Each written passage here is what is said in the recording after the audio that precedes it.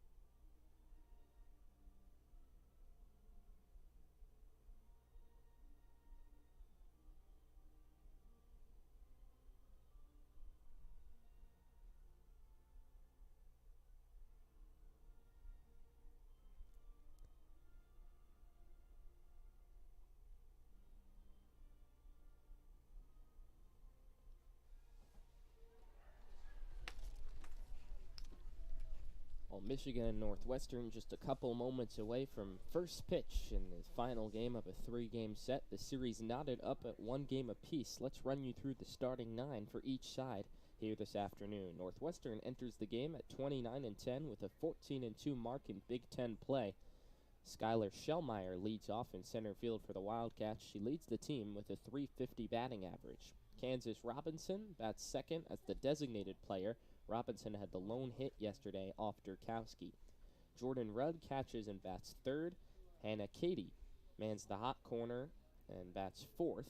Nikki Cochran hitting fifth at first base. Angela Zedak behind her in the 6th hole in left field. Maeve Nelson bats seventh at shortstop. Kelsey Nader bats 8th in right field, and Grace Nito rounds out the starting 9 at second base, and the Wildcats will send Lauren Boyd and her sparkling 1.70 ERA to the circle this afternoon. For Michigan, the Wolverines enter at 23-17 with a 10-6 mark in Big Ten play. Very similar lineup to yesterday. Ellie Sealer leads off in left field. Lexi Blair batting second in center field. Ellie Mataya bats third in right. Kiki Thole, who had 2 home runs yesterday, catches and hits fourth. Melina Livingston at first base hitting fifth. Indiana Langford off her first collegiate home run hits 6 and plays second base. Lexi Voss bats 7th as the designated player. Audrey LeClaire bats 8th at the hot corner, and Ella McVeigh hitting 9th at shortstop. And then Lauren Durkowski with her 1.56 ERA steps into the circle just now as Skylar Shellmeyer, left-handed hitter, steps into the box, and we're just about ready for softball on this Sunday afternoon in Ann Arbor. Durkowski into the windup. Her first pitch is chopped foul up the third base side, 0-1. Durkowski enters the day with a 1.56 ERA in 156 2/3 innings pitched. She struck out 183 batters, and the opposition hits just 186 against her. Be prepared to see a lot of slap hitting today, as there's multiple players on both teams that we're going to see a lot from. The 0-1, right back to Durkowski. Fields and flips to first in time for the first out of the game.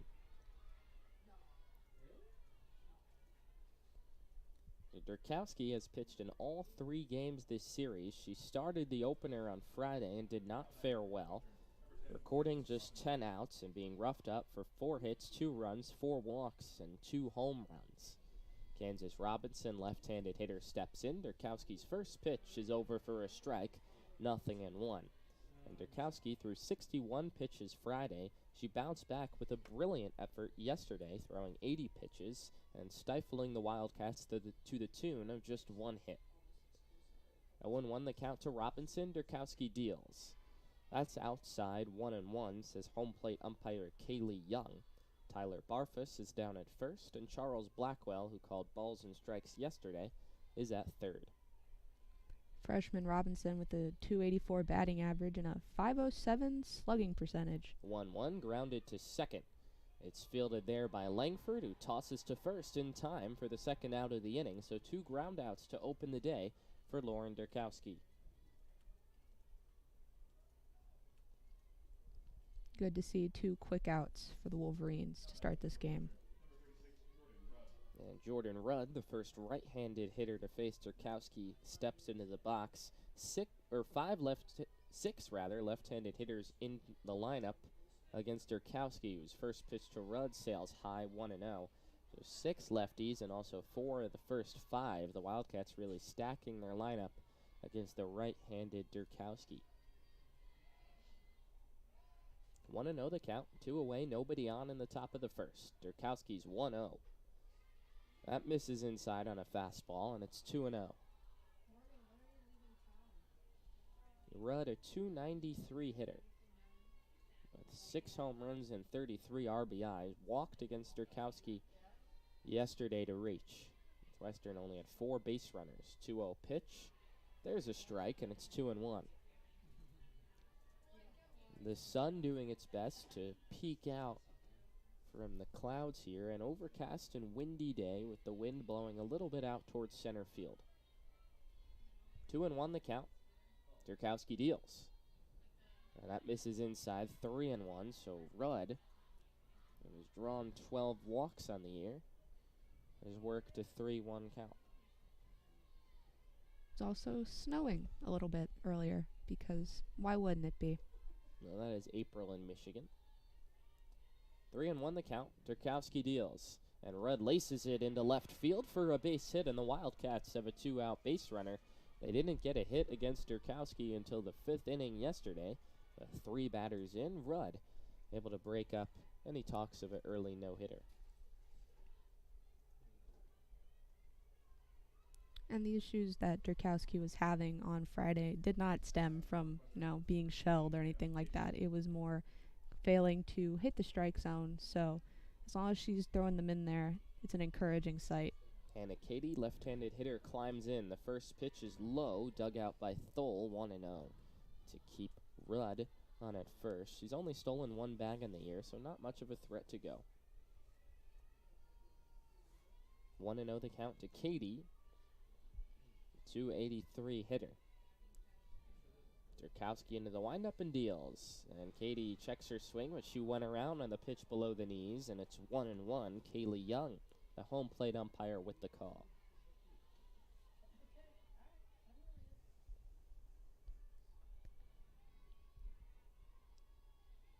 So 1-1 the count with Rudd, the 2-out base runner, on at first. Durkowski deals home. That just misses outside, 2-1. No score, top of the first in the rubber game of a 3-game set between Michigan and Northwestern. Wolverines romped yesterday in a 15-0 run rule victory, looking to carry that momentum over to today. 2-1 the count. Durkowski at the belt, now deals. An off-speed pitch over for a strike, and it's 2-2. And Durkowski did a brilliant job of mixing up her pitches yesterday. One of the main reasons that she pitched 5 scoreless innings. Didn't really see her turn her off speed very much in that game on Friday, so good to see that that's a confident option for her today. 2-2 count. Here's the pitch. Poke to the left side off LeClaire's glove, and it trickles into left field. We'll see how they rule that. Probably a base knock. LeClaire, the third baseman, leapt in the air and had it glance off her glove. McVeigh, the shortstop, was in the area too. It's another 2-out base knock, this one for Hannah Katie, to put runners at first and second with 2 away, and Nikki Cochran coming to the plate. Yeah, McVeigh unfortunately had already started a dive when that knocked off with the top of Claire's glove and just rolled right past her legs. So 2 on and 2 out for Cochran, the left-handed hitter. Durkowski's first pitch in for a strike, 0-1. Now, Northwestern's best chance to score against Durkowski yesterday came in the first inning when Rudd walked and Katie got hit by a pitch with 2 away, bringing up Cochran, who was retired on a ground out. Same situation here. 0-1 pitch. Over for a strike on another fastball, and it's 0-2. So Durkowski trying to mirror what she did yesterday and escape a jam in the first inning. Cochran bats .358 with runners on and .415 in scoring position. A dangerous hitter at the plate. 0-2 the count. Durkowski's pitch. Right back to her. And she snares the line drive for the final out of the inning to retire the threat. Heading to the bottom of the first in Ann Arbor, there's no score between Michigan and Northwestern. The Wildcats get a couple of hits and strand a pair. A nice job by Durkowski to work her way out of the jam. Wildcats already doubling their hit total from yesterday. They got their first hit in the 5th final inning in that ball game, a double to center field off the bat of Kansas Robinson, and nothing struck particularly hard in that first inning, but 2 hits nonetheless, 1 off the bat of Rudd and 1 off the bat of Katie. And so Michigan will get a crack at it against Lauren Boyd, the junior right-handed pitcher, sporting a 1.70 ERA and a 7-3 mark. This will be her 12th start of the year. Boyd pitched in relief of Williams on Friday and tossed 5 innings of 1-run ball. She did walk 4 and gave up 3 hits, but struck out 2 and earned the win in that wonky 4-3 11-inning victory. And you want to know another fun fact about Lauren Boyd? Well, I was going to say that Boyd came in for the closing role in that game and then ended up getting a win. in 4 innings because that's just how long it went. But the fun fact, which if you listened Friday you would know, is that Lauren Boyd is from Union, Missouri, and I mention that because it's close enough to St. Louis and it's close enough to me that I feel like it deserves, a bit of a shout out, because Union, Missouri is actually closer to my hometown than I think St. Louis is. So You have to pretty change close. your brand then. No, it's all in St. Louis County. It's all relative. It all works out.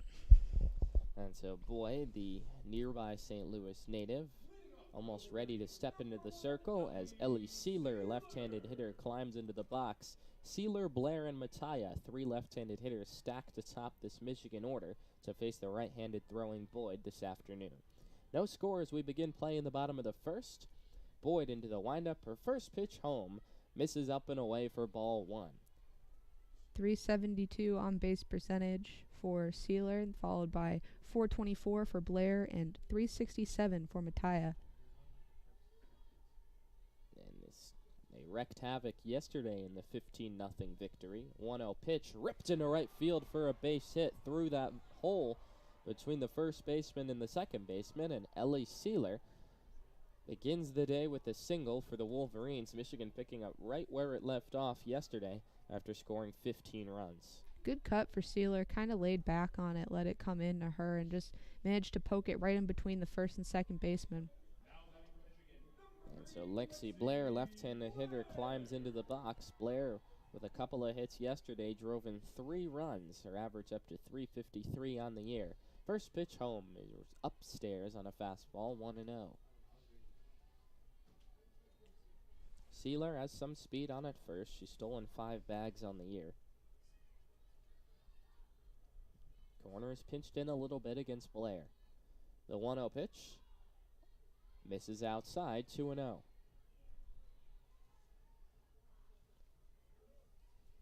Michigan's offense, 15 runs on 14 hits, including 3 home runs in yesterday's onslaught victory. 2-0 the count here.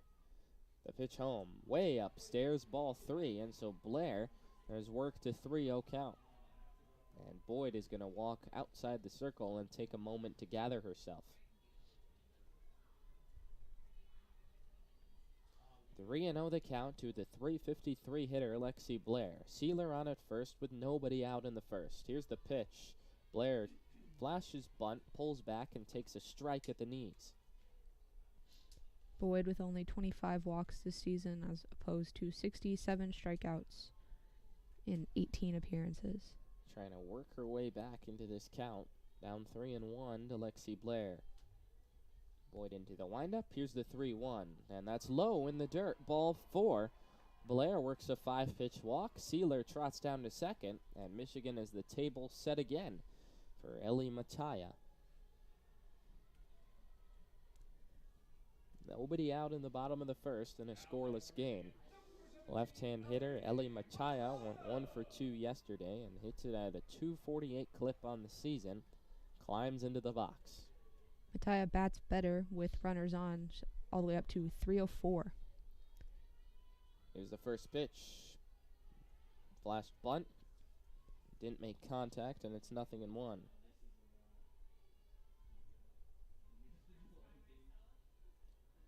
Sealer, the runner at second. She singled to right. Blair on at first after a walk. Mattia at the dish with Thole in the hole. The 0-1. It's bunted up the third base side. Fielded by Katie. Fires to first and able to get Mattia, but both runners advance. Sealer scampering down to third. Blair on at second. 1 away, and the big bat of Kiki Thole coming to the plate. Good bunt by Mattia. Got it just far enough that there's no option but to throw to first, especially coming down the third base side. Bit awkward to turn around there. Bringing up the big, like you mentioned, the big bat of Kiki Thole. 2 home runs yesterday. 3 for 3 and 6 RBI, and an early chance to do some damage here. Runners on at second and third with 1 away. Lauren Boyd finds herself against an early wall as Thole calls for time. 602 slugging percentage for Pretty Thole. good. Just a little bit. Right-handed hitter digs in. Boyd ready. Here's her first pitch. Upstairs to Thole, 1-0. Melina Livingston looms on deck. We'll see how Boyd pitches Thole here with the base open. Blair on at second and Sealer on at third in a scoreless game. 1-0 the count. Boyd's pitch, and Thole hammers one foul down the left field side, got out in front of it, and it's 1-1. She was all over that one just a bit early.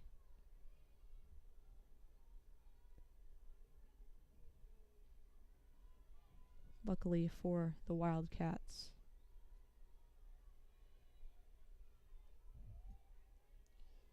1-1 the count. Boyd with a tall task here against Thole. Here's the pitch.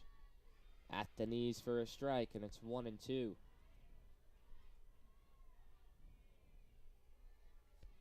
Boyd has struck out 67 batters in 78 2/3 innings pitched on the season, so not a crazy strikeout rate for her, but she could really use one here. 1-2 the count, the pitch. Just misses below the knees. The Northwestern dugout erupted in cheers, surely thinking that Boyd had a strikeout. With a home plate umpire, Kaylee Young, said not so fast. A lot of grief on Friday over that outside pitch. Hoping we aren't seeing a pattern coming into the game today. 2-2 the count. Boyd deals home. Breaking ball misses, and it's ball 3.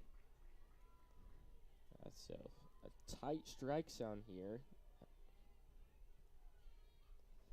And Lauren Boyd and Kiki Thole have gone full. Runners on at second and third with one away in the first. Boyd deals, and Thole grounds it back to the pitcher. She'll look the runner back to third, tosses to first in time for the 1-3 putout. Nicely done by Lauren Boyd, and now 2 away, with runners still on at second and third, and Melina Livingston climbing into the box. Exactly what Boyd needed. That was the biggest threat for her in this Wolverine lineup with proven power. Not to knock Livingston, very talented player herself, but especially after yesterday's performance, any out you can get for Kiki Thole was kind of have a breath of relief. And Livingston will try to get the job done. She's went 1 for 2 yesterday. Right-handed hitter. The first pitch home is lifted in the air towards right center. Schellmeyer over in the gap. Backpedaling makes the catch to retire the side. So Michigan threatens. The Wolverines get the first 2 runners on, but do not score. 1 hit, no runs, 2 left. And at the end of 1 in Ann Arbor, no score between Michigan and Northwestern. Michigan left a lot of runners on in that Friday game. Was yesterday not so much. That big 12-run third inning. Hopefully not a cause for concern. Good that the bats are active and that they're getting hits, but want to make sure that they're, getting those RBIs, driving those runs in. And a nice job by Lauren Boyd against the heart of Michigan's order. After the first 2 runners reached, he's able to get out of the jam. That's an encouraging sign for a Northwestern pitching staff that was bruised and battered in yesterday's ball game. Up next for the Wildcats, left fielder Angela Zedak had a big towering home run in the game on Friday. She bats .310 with a .593 slugging percentage and .529 when she's leading off.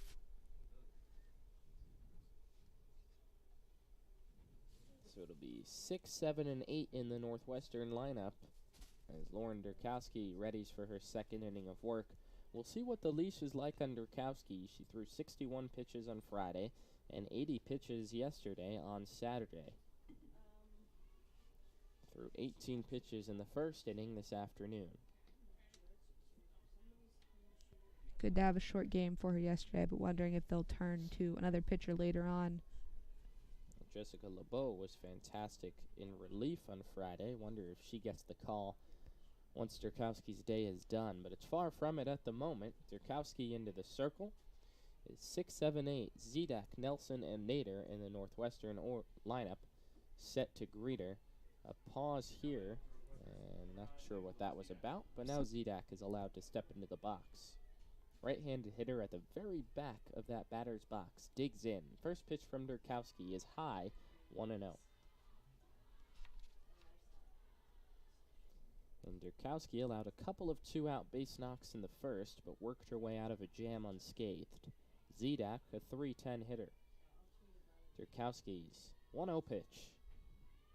Breaking ball, chop foul up the third base side, 1-1. way out in front of it. And already all the way back in the box. Possibly just didn't get the timing down there. 9 home runs this season for Zedek. And a .593 slugging percentage tops on the team. 1-1 pitch. Dips low below the knees, ball 2.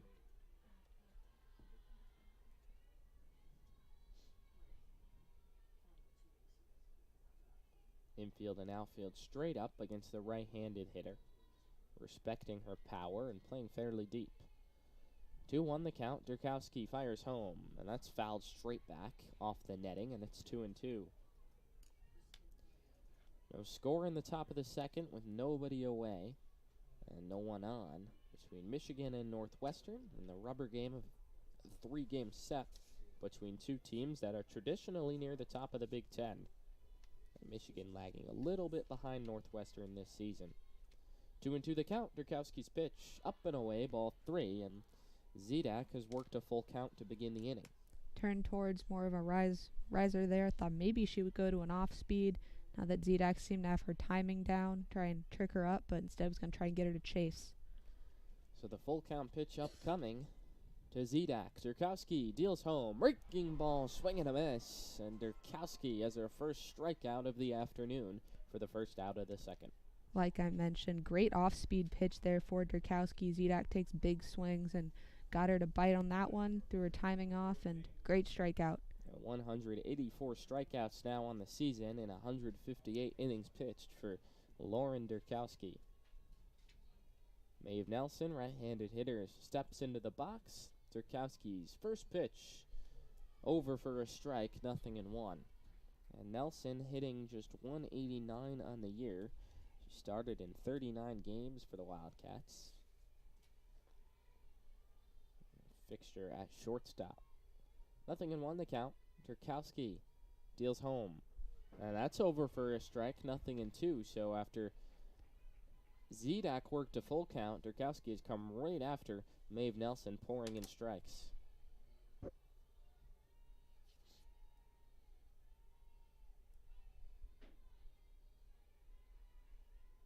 Here's the 0-2 pitch from Durkowski to Nelson.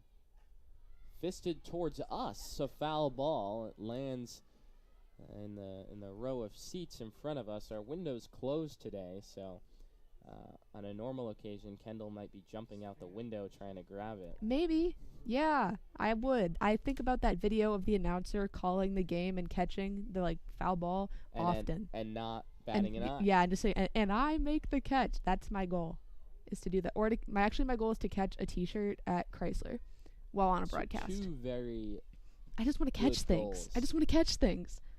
0-2 pitch. In there, strike 3 called. Durkowski back-to-back punch-outs to open the frame. And 2 very different strikeouts there. Got Zedek to chase on that off-speed, and this time just caught Nelson staring. And she just went right after Nelson, a 187 hitter. And so 2 up, 2 down in the top of the second. And number 8 hitter, Kelsey Nader, bats from the left-handed side. Durkowski's first pitch, tails low and away, ball 1. Nader, 281 hitter, 303 with 2 outs. Durkowski looking for a 1-2-3 frame here in the second. Behind in the count, 1-0. Here's the pitch. Misses outside. 2-0. Nader bluffed a bunt. Grace Nito in the 9-hole would be next. 2-0 the count. Here's the pitch. Off speed, poured in for a strike, 2-1. Durkowski's off speed is really on today. They have all been incredible.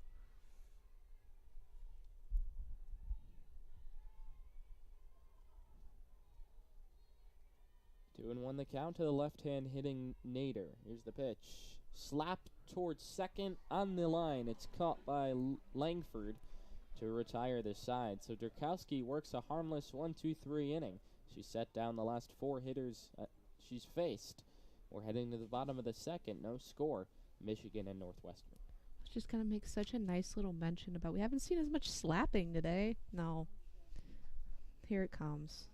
I have nothing against slap hitting. I just like regular hitting better. Maybe it's because I was really slow and that was just not an option for me. Next up for the Wolverines, Langford You hit wearing her. a slap hitter? Do I look like a slap hitter? Does a slap hitter fit a certain description? Fast. Person that is fast, and I'm not. And I feel like I just radiate that with every inch of my being as like slow runner. I compared myself, I think, to Yadier Molina. Like that's how slow I am on Friday. Anyway. like a year 20 Yadier Molina? Yes. Or year 1? Okay. Maybe like year 10. I don't know. I once nice in between. I once said I could beat him in a race. My dad said no you couldn't, which was not very nice and made me really upset. But anyway, next up for the Wolverines, Indiana Langford hit her first home run of the year yesterday with a .289 average, followed by Lexi Voss and Audrey LeClaire. And LeClaire had a great day yesterday, and so did the aforementioned Langford, as you said, blasting her first collegiate home run. She saw what Kiki Thole was doing, making it look so easy, and was like, I could do that too.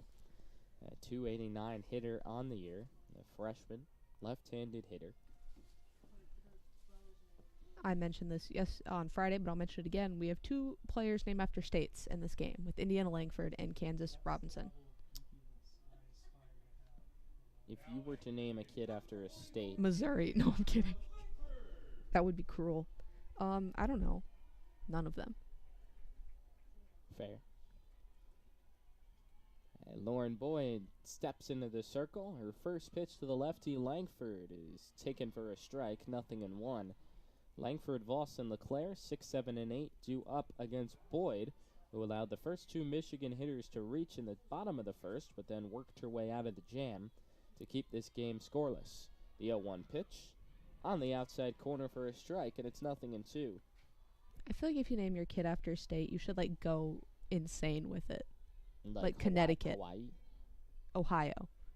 Oh, Alaska? Maybe Alaska's nice. I think Alaska's a good one. Yeah, no, I'm saying that's a good one. Oh, Like okay. that was, I guess, what I would pick. 0-2 pitch, chopped towards the left side. Out of the circle to get it is Boyd, and she'll make the strong throw to first to nab Langford by half a stride. Nice, impressive play from Boyd, who has done really well fielding her position so far today. Bit awkward throw there, kind of half jumping and falling away, but managed to get it on line. Great awareness from Boyd there. Lexi Voss, right-handed hitter, digs in. Went 1 for 3 in yesterday's game. Each Michigan starter had a hit except for Ellie Sealer, who did reach base, though, doing so on an error. Voss, just a 190 hitter this season. Boyd's first pitch home. Over for a strike, 0-1. Voss with only 21 at-bats this season, so not too much to make any judgments off. 0-1 the count. Boyd fires home. Outside, 1-1.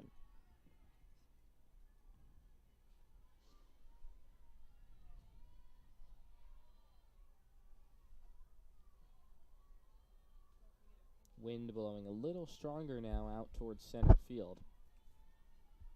1-1 the count. Here's the pitch, and Voss takes a strike on the inside corner, and it's 1-2.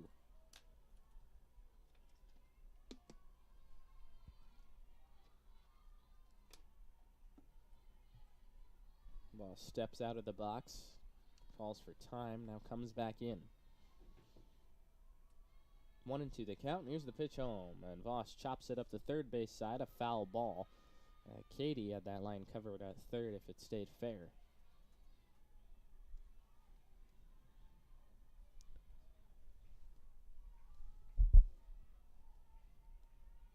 Gotta run all the way back. Just 19 pitches for Boyd so far. 1-2 the count. Boyd ahead on Voss. Here's the pitch. Swing and a miss. It goes to the backstop. Rudd trying to get it. Gets to it. Makes the high throw. And not in time. Or Cochran might have come off the back. And so Voss able to beat it out. never mind, she was called out. Yeah, they're called out. There was a bit of a protest saying that Cochran was fully up because had a jump fully up off of the bag, but got back down in time. Well, a chaotic play there, and it'll just go down as a strikeout. And so 2 out, and nobody on. And Audrey LeClaire, left-handed hitter, who had a couple of hits yesterday, digs in and takes the first pitch low and away for ball 1. LeClaire has had a big series so far, 2 for 2 yesterday, and also had a game-tying hit in the 10th inning on Friday night. The senior hitting .248. Here's Boyd's 1-0. Over for a strike on the off-speed, and it's 1-1. LeClaire took some big swings in that Friday game. Hopefully kind of closes up her strike zone a bit more. We're seeing the same tight zone. Don't need to chase anything. 1-1 the count. Here's the pitch. Just below the knees, ball 2. Ella McVeigh, the number 9 hitter, would be next if LeClaire can reach here.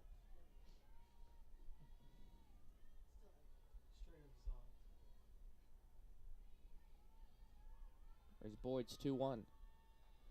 Tapped up the first base side. Boyd off the mound. Slings it to first and gets LeClaire. Wow. Lauren Boyd continues to field her position spectacularly well. Pouncing on that dribbler up the first base side, feeling and slinging the sidearm in stride. 2 great defensive plays by her. One falling away and one having to chase after a bunt. And the whole Northwestern dugout comes out to greet Boyd, all pumped up after that play. We're in a stalemate early here. No score heading to the 3rd between the Wolverines and Wildcats. Although, I guess Michigan's offense didn't break out until the 3rd inning yesterday.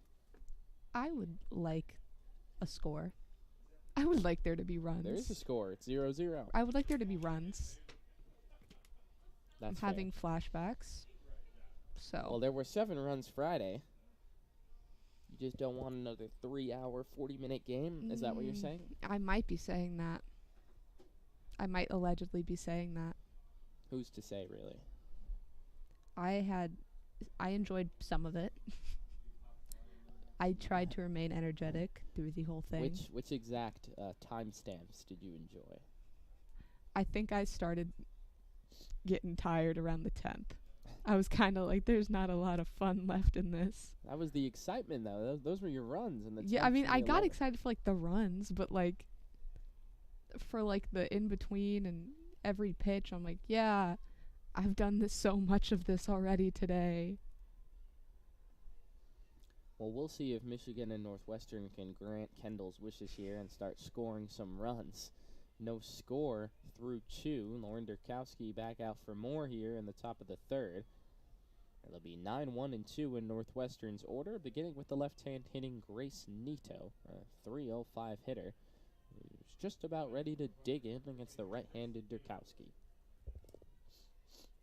Nito batting .305, .364 on base, .322 slugging, no home runs. First pitch, high, ball 1. Jinx anything, but looks like she was showing slap there, so if she slapped a home run, I would applaud. Well, the outfield is very, very shallow against Nito.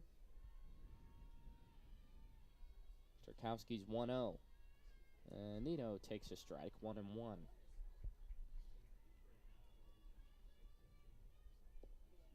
In her 18 hits, only 1 has gone for extra bases.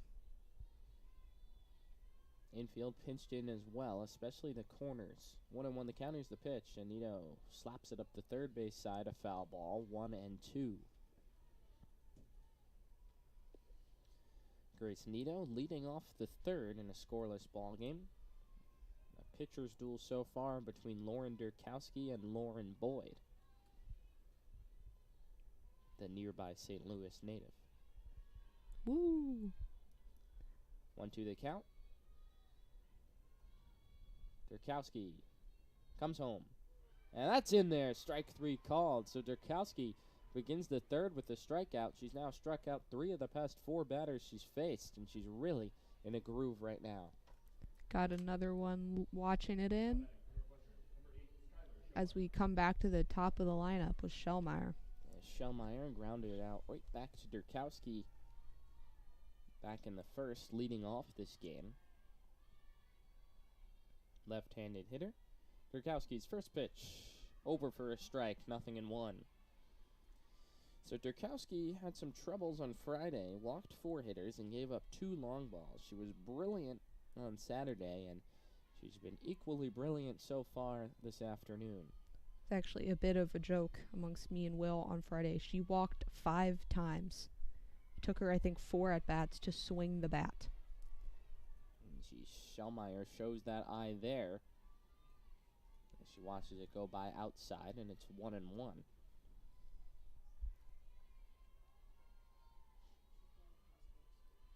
Shellmeyer taking a little time to get back into the box. Durkowski's ready at the circle. 1-1 pitch. There's another strike, and it's 1-2. And Durkowski really in command at the moment.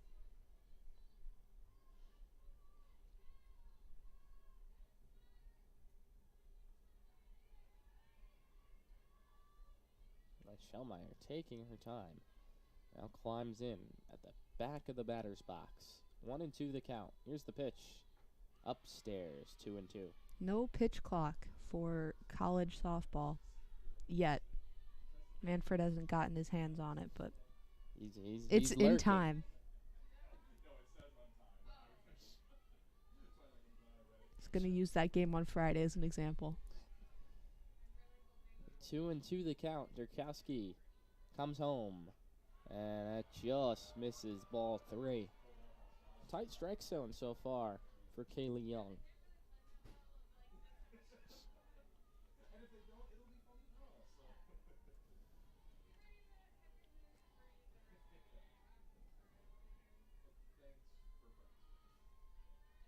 It's 3-2 the count.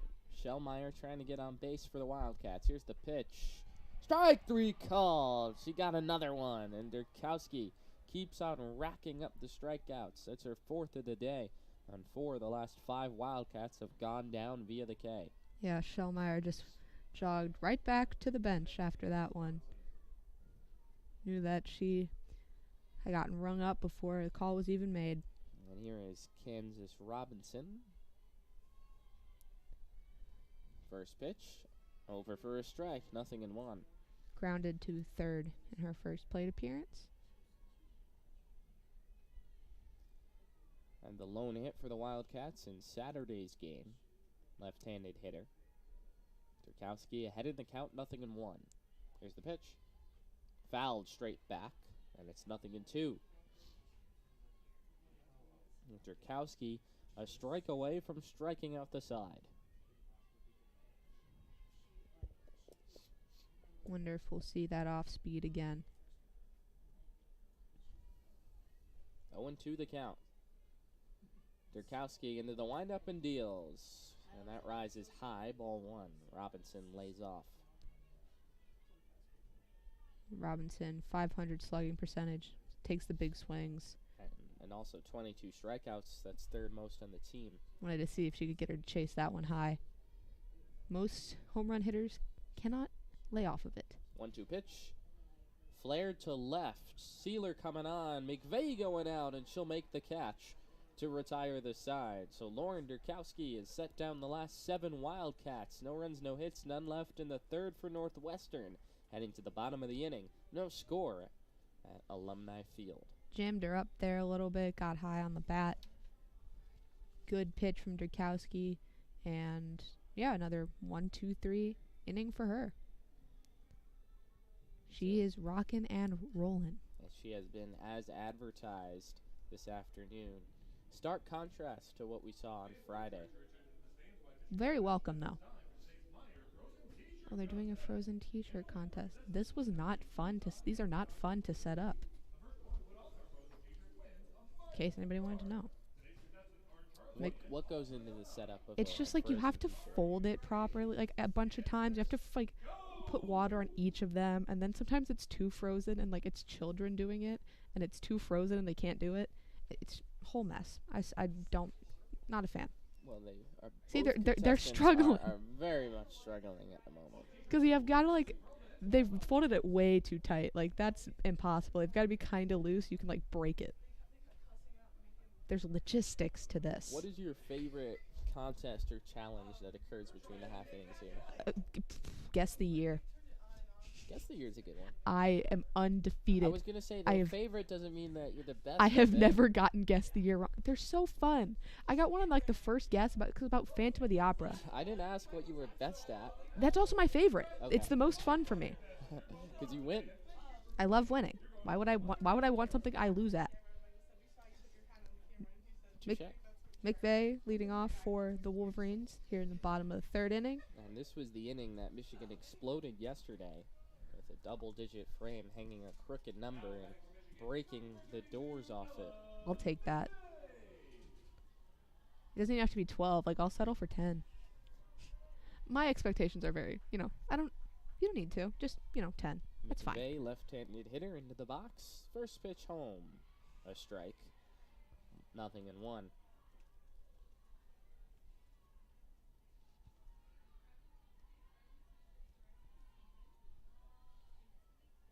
Lauren Boyd switched 2 scoreless innings, allowing a hit and a walk.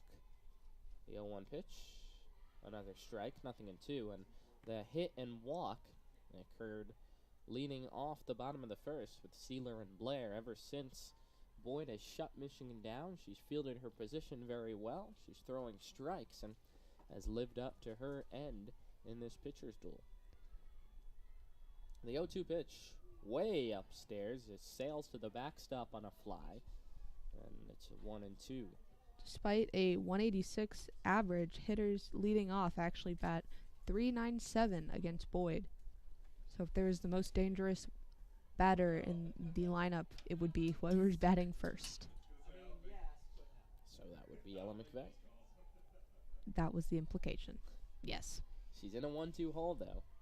Squares to bunt. Now pulls it back. The pitch just off the plate, 2-2. Able to lay off of it. Looked like she was gonna go for a second, but got her hands back just in time. Because we have seen checks swing for strikes today. Friday, not so much. Today, yes.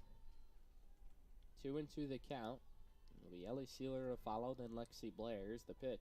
Upstairs, ball 3. Way to lay off again for McVeigh, really showing some plate discipline here. 3-2 the count to McVeigh, leading off the bottom of the third in a scoreless game. Boyd has walked 26 hitters on the year. Here's the 3-2 pitch, chopped to third, fielded on a hop by Katie, slings it over to first in time for the first out of the inning.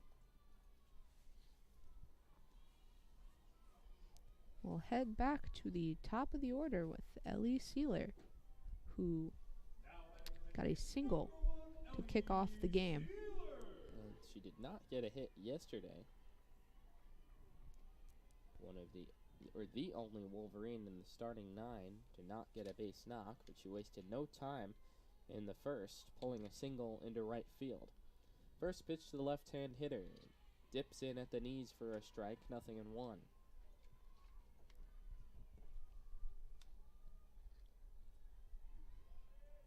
Lauren Boyd with a 1.65 ERA and a 1.07 whip on the year. Tantalizing top 2 with her and Danielle Williams. The 0-1 home. Just above the litters, and it's 1-1. So walked more batters than she's let. And then she's given up runs. 1-1 the count. Boyd comes home. And that tails outside, ball 2.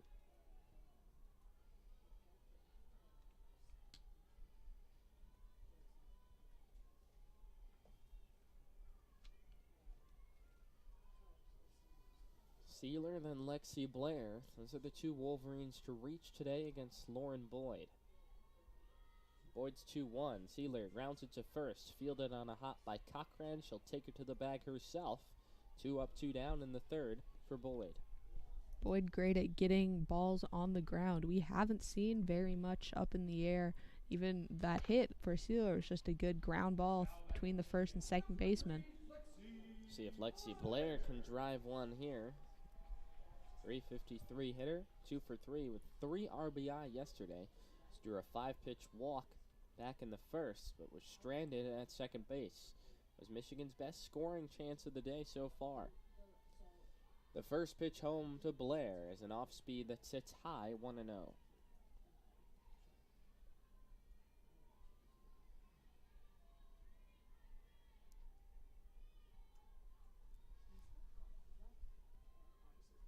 Outfield, fairly deep against Blair, the left-handed hitter. Here's the 1-0. Up and away, ball 2.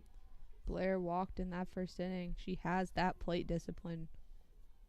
Not going to chase that one up at her eyes. And she only has 9 strikeouts this year. That's second fewest among Michigan regulars.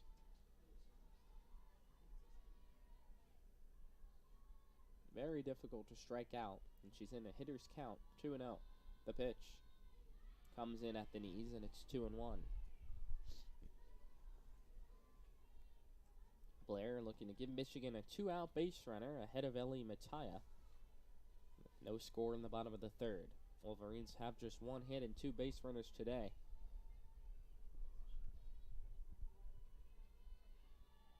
The 2-1, and that is in for a strike. A bit of a delayed call by Kaylee Young, and it's 2-2.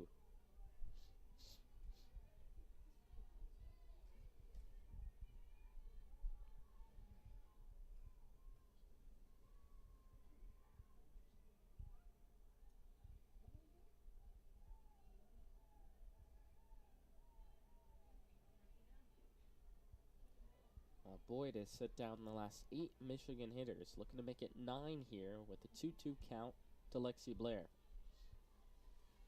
Yeah, after there's some base runners on in the first inning for both pitchers, they have both really settled down. The 2-2 pitch, way upstairs, ball 3.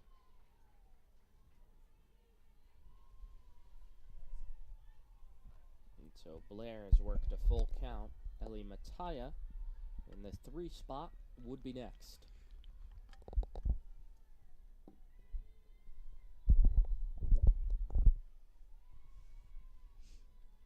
Boyd's 3-2 pitch popped up foul down the third base side and out of play, and the 7th pitch of the at-bat upcoming.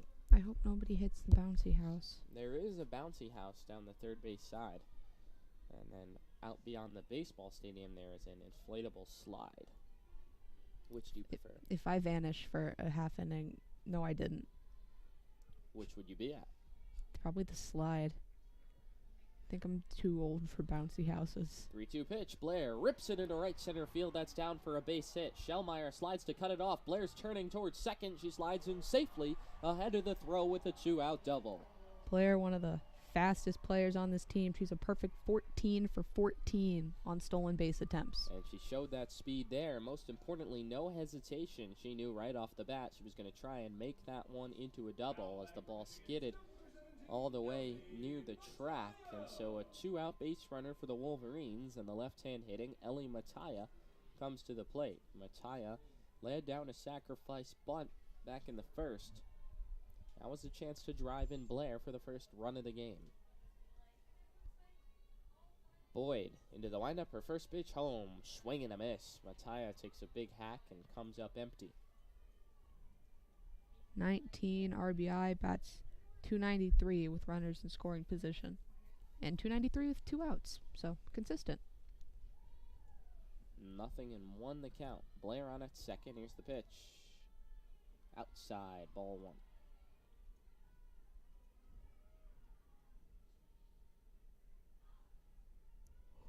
Kiki Thole would be next. Now I'm meeting at the circle here. Everyone will have a little chat. And I'm meeting up the third base side as well between Bonnie Thole and Ellie Mattia. Chats all around. We're chatting. That we are. It's kind of the nature of baseball. A lot of things you have to fill, a lot of time you have to fill.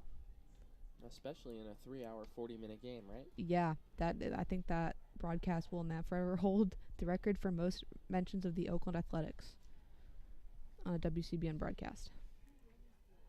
There's our first mention today. And that'll be it. So 1-1 the count to the left-hand hitting Mattia with Blair on at second and 2 away in a scoreless game. Here's the pitch. Upstairs, 2-1.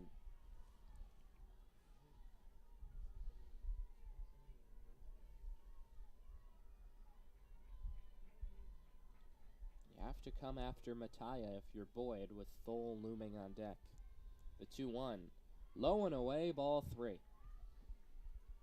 Just a bit too... That ball was definitely an off-speed, just died a bit too much. Could have been perfect if it had just stayed up just a little bit longer. Timeout, mound visit. And so for the second time in this at-bat, we have a meeting to interrupt it. Or a disengagement. See, is like, the you've got fancy new term. so much to fill because there's so many, like, little pauses. And you have to talk through them. Well, I guess not so much. This is a live stream. But, like, if this was on radio, you just paused for, like, 2 seconds, you'd get yelled at. At least in my high school experience. So, I was told by Charlie Brigham that he actually, during, like, basketball broadcasts, will intentionally just stop speaking for really long periods of time to see what weird thing I'll say. Because I'm so afraid of dead air. Should I try that out? No. Okay. I'm going to try. I'm gonna just start reciting something. 3-1 the count to Mattia. Blair on at second with 2 away in a scoreless game in the bottom of the third. Boyd trying to wiggle out of a jam. Here's the 3-1. Rolled to first. Cochran to her right. She'll win the foot race back to the bag and retire the side. So Michigan gets a 2-out double from Blair, but she's stranded at second. And we're through 3. No score. Wolverines and Wildcats. The threat that is Kiki Thole will wait till the 4th inning and with no runners on, so a bit less stressful. I'm honestly surprised I did not win the wildest thing said on air award, but that's fine. Adam. Oh, well, I mean, Well, that also fits. Adam graduated. That's mine next year. Genuinely, it's gotta be. I think the problem is it's going to be mostly off, like, DSRs. And mine is, like, in the dead moments of broadcasts. So I feel like I'm at a disadvantage. That's just kind of demoralizing. Are you referring to the horsey race? Yeah, I am. Because those, like, are not very young children, I don't think. Like, they look like they're in, like, 5th grade. I feel like at that point that's embarrassing. What do I know? It's been a while. Next up for the Wildcats, Rudd, Katie, Cochran. Assuming another 1-2-3 inning. But you know what they say about assuming. What do they say? I can't say that. That's why I said that's that's why I said you know what they say about assuming, because I can't inform you. Once again, another high school thing where you're constantly, like, at the threat of being fined $10,000 and, like, losing your station permanently. Yeah, you get trained pretty quick. Well, after allowing a couple of 2-out hits back in the first, Lauren Durkowski has settled in. She's retired the last 7 Northwestern hitters. Their sun. The sun is out. And the sun is indeed soaking up the field at the moment as Durkowski patiently waits in the circle. Not sure if we're waiting for TV signal here. Is that possible? We might be. Well, Durkowski's just about ready to go. Just waiting for signal from the umpires. Got the home plate umpire, Kaylee Young, chatting with the catcher, Kiki Thole. I wonder what they talk about. I don't know. They're always, catchers are always chatting. You know what they say about assumptions? I don't feel like that. That was an assumption. That was a question. If we were assuming what they were talking about. That's why I said I wonder. You almost baited me into an assumption. That was all you. I'm just proposing things over here. Jordan Rudd, right-handed hitter, in the 3-spot steps in. Durkowski's first pitch is a fastball over for a strike, 0-1. The sun is indeed out now. Still a lot of clouds overhead, but peeking out for the moment. Rudd singled back in her first plate appearance in the first inning. 0-1 the count. Here's the pitch, and she rips that one to short. Takes a nice big hop up for McVeigh, who fires over to first in time for the first out of the fourth. The sun is good for my inherent need to whenever there's a long fly ball, my brain would be like, drop it.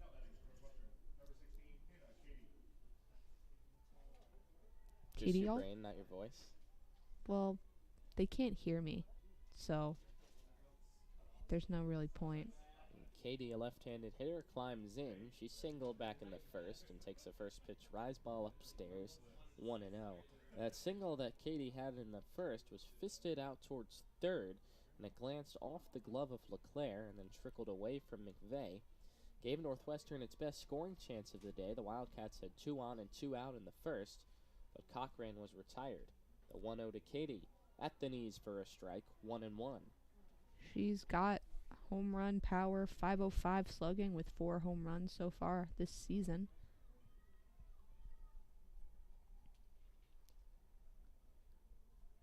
Only 1 stolen base, and I respect that immensely. 1-1 the count. And that's over for a strike, 1-2 at the letters. 4 strikeouts for Durkowski so far today.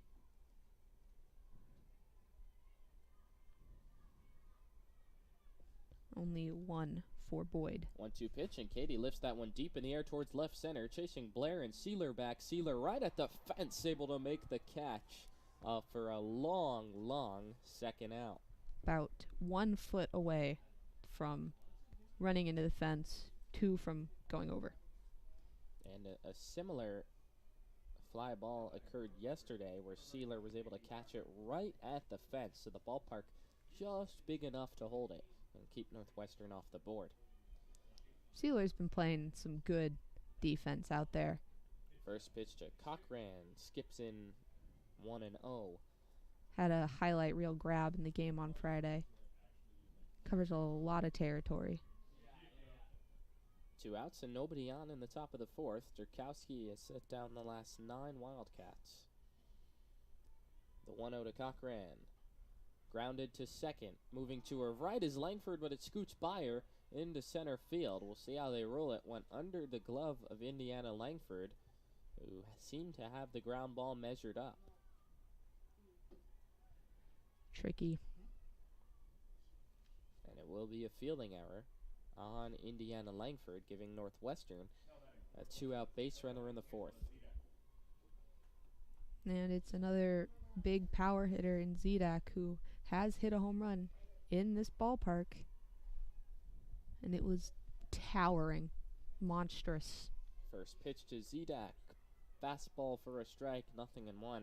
588 slugging percentage and 9 home runs for Zedak, the premier power threat in this Northwestern order.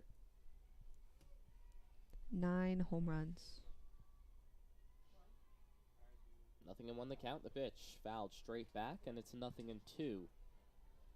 Cochran, the runner at first, having reached on the Langford error. Durkowski looking to pick up her teammate and escape unscathed. Zedak bats .328 with runners on and .356 with 2 outs. The 0-2 pitch. Grounded to third. Fielded by LeClaire. Makes a long throw across the diamond in time to retire the side. No hits, no runs, and 1 left. Heading to the bottom of the fourth. Durkowski keeps on dealing, and we're scoreless at Alumni Field at Carol Hutchins Stadium. Crisis averted. Great job to get that ground ball. Letting Zedak put anything in the air can be quite dangerous, but getting her to, kind of chop at it ends the inning, or half inning, because it's the top of the inning.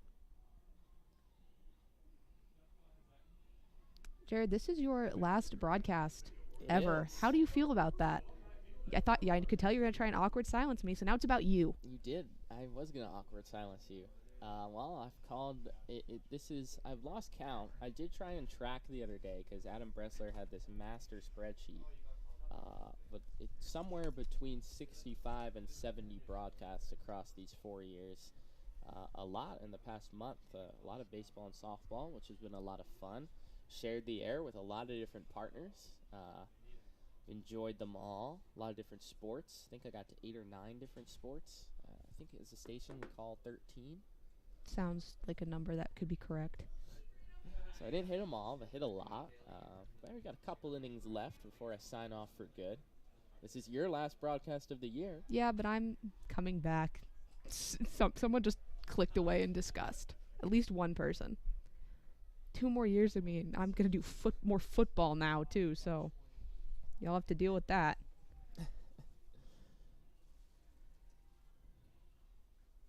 Indeed they will.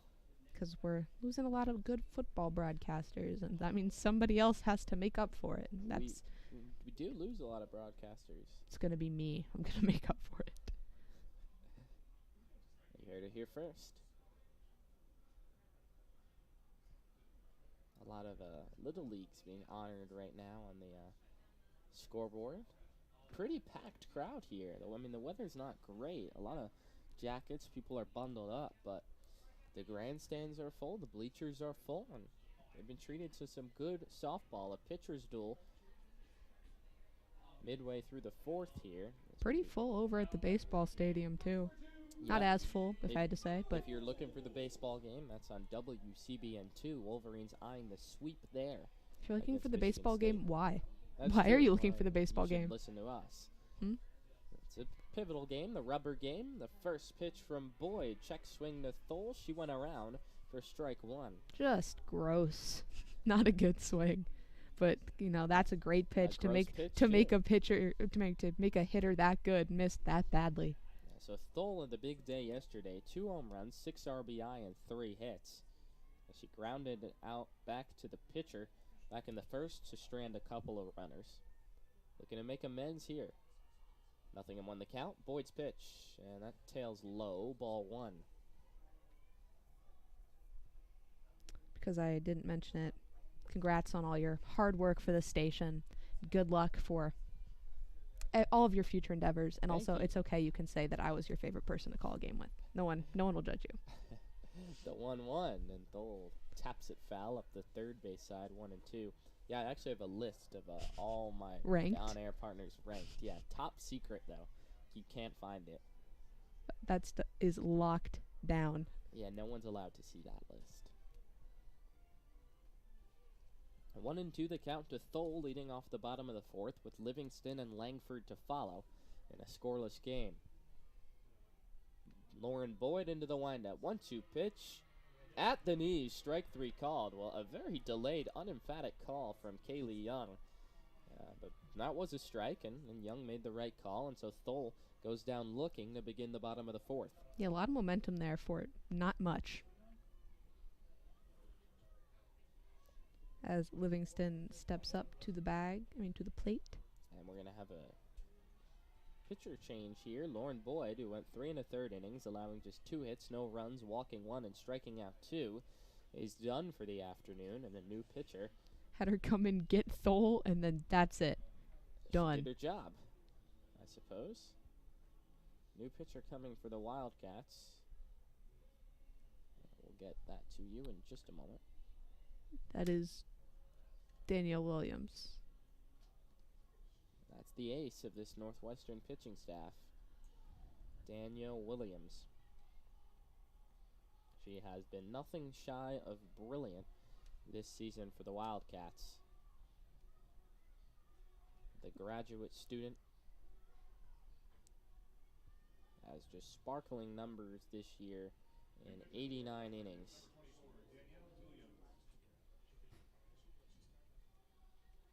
She has a 2.75 ERA, 11-1 record. Started 14 games with 5 complete games. And she struck out 123 batters in those 89 innings. Williams drew the start on Friday. Did not pitch yesterday, and now she's in relief of Lauren Boyd. The first batter to face her will be Melina Livingston. First pitch home from the southpaw. It's a ball, 1-0. Yeah, it got pulled a little early on Friday, but not because she was struggling. Just found herself in a bit of an awkward situation. Right before the 6th inning, could have, tried to close it out, but they didn't know it was coming. Livingston pokes the 1-0 to third. Katie positioned perfectly, and she makes the play for the second out. So Michigan will have its work cut out for itself against Danielle Williams.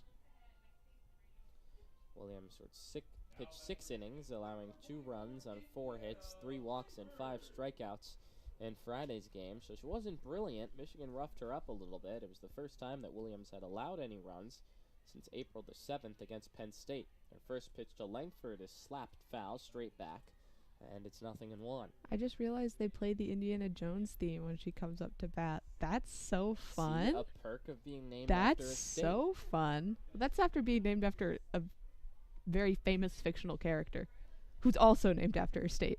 A 1 pitch, over for a strike, and so Williams has come in and isn't messing around here in the 4th.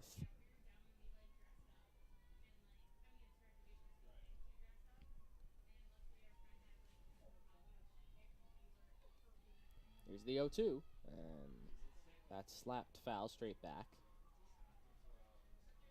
It stays 0-2.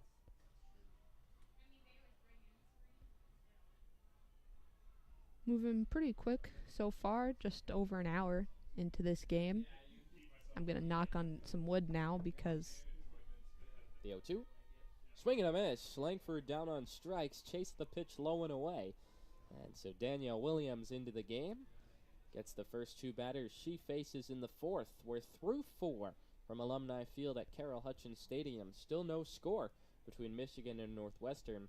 This pitcher's duel with a bit of a different feel now, with Williams in the game battling Durkowski, but nonetheless the zeros still being put up on the scoreboard. Yeah, Wolverines failed to get a run off of Williams in that game on Friday, so not the best sign for them, but with so many runs yesterday, hoping that they'll be able to bring that energy. 15 runs yesterday for the Wolverines after 3 on Friday in 11 innings. 2 markedly different tales for the Michigan offense, and this game so far unfolding more closely to Friday than it is Saturday for Michigan's lineup. You said you rank all of your broadcast partners. I keep mine on a spectrum of how silly goofy I can be on broadcasts. How are we doing? Oh, you're way up there. You might be the furthest side for the most silly goofy. That's good to hear. Because there's some people who indulge it. Some people just let it happen, but don't acknowledge it. And there's some who I will be told to stop. No names here. No drama here. And no drama, no runs, no score between Michigan and So literally no drama anywhere. The Wildcats have 2 hits. Both came with 2 away in the first. Michigan has 2 hits. It was a leadoff single for Ellie Sealer in the first, and then a 2-out double for Lexi Blair in the third. Michigan's gotten a runner to third base. Sealer was stranded there with 1 away in the first. And that was the best scoring chances for both teams came in the first inning. Durkowski back to work. It's the lower half of Northwestern's lineup due up this inning, 7, 8, and 9, beginning with the right-hand hitting Maeve Nelson. Durkowski with 57 pitches in this game. She's rolling right along. Her first pitch to Nelson is low for ball 1. She threw 61 pitches on Friday, 80 pitches on Saturday, and now 58 so far today. We'll see what the leash is on her this afternoon. 1-0 the count to Maeve Nelson, leading off the top of the 5th.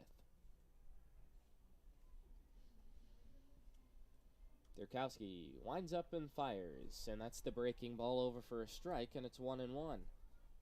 Perfect pitch there. Nelson with 187 average, but actually bats .412 when leading off. Nelson struck out in her lone at-bat today. 0 for 1. 1-1 the count. Durkowski comes home, and Nelson loops that one towards the right side. Mattia over in foul territory, won't get there, and it lands untouched. So 1-2 now the count. Kelsey Nader on deck and Grace Nito in the hole, bottom third of the Wildcats order, looking to strike against Lauren Durkowski, who's limited the Wildcats to just 2 hits through 4+ innings.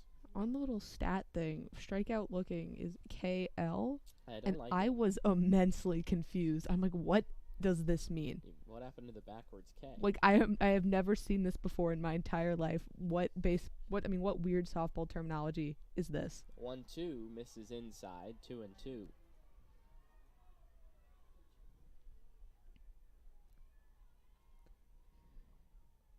Despite only 20 hits and 32 strikeouts for Nelson, 364 on base percentage, nothing to sneer at. 2-2 the count to the right-hand hitting Nelson. Here's the pitch, and that bounces into the plate on a couple of hops, ball 3. So Nelson, hitting just 189, works a full count. Looks like it might have hit off her leg. The Wildcats eye a leadoff base runner here in the 5th.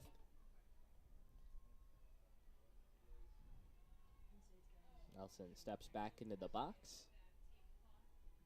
Durkowski comes home. And that's lined back up the middle, ranging to her left to McVeigh. Flips it over to first in time. Nice play by the shortstop for the first out of the inning. Yeah, great awareness for McVeigh. She was all over that one from the moment it came off the bat. As the line drive right back up the middle. Thought for a moment Durkowski was going to get a glove on it, but once it scooted on by her, McVeigh was well positioned. A lot of pitcher fielding today. Kelsey Nader, left-handed hitter, steps in with 1 away and nobody on in the 5th. Corners pinched in. Nader flashes bunt, pulls back, and the pitch is low, 1-0. Another slap hitter up here in Kelsey Nader, a 278 hitter this season. I respect slap hitting as like an art form. I just don't want people to take my earlier comments and think I'm against it. Glad we cleared that up. You never know what's going to come back to get you. That's true. 1-0 the count as both hitter and pitcher back into the box and circle. 1-0 the count. Durkowski deals. And Nader rips that one into center field. That's down for a base hit. So long with slap hitting. It's the hardest hit ball today. Lexi Blair fields it on a couple of hops. And the Wildcats have their 3rd hit against Durkowski and their 1st since the 1st inning. But, like, see how much more satisfying real hitting is? I digress. So a 1-out base runner for the Wildcats as Nader's on at first. And Grace Nito coming to the plate. 300 average, exactly 391 with runners on. Nito, left-handed hitter, climbs in.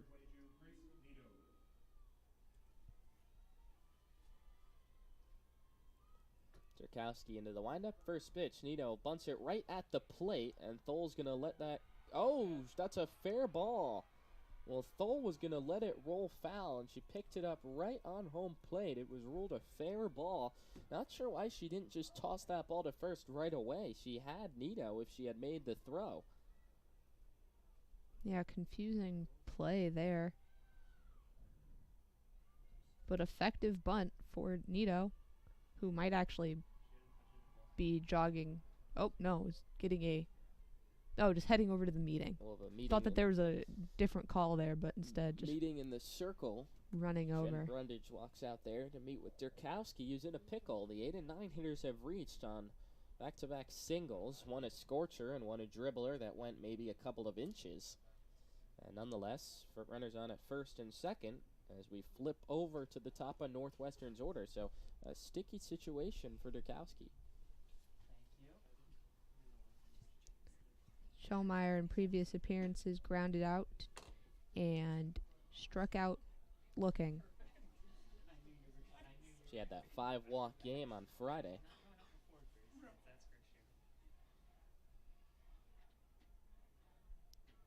A lot of Northwestern fans here.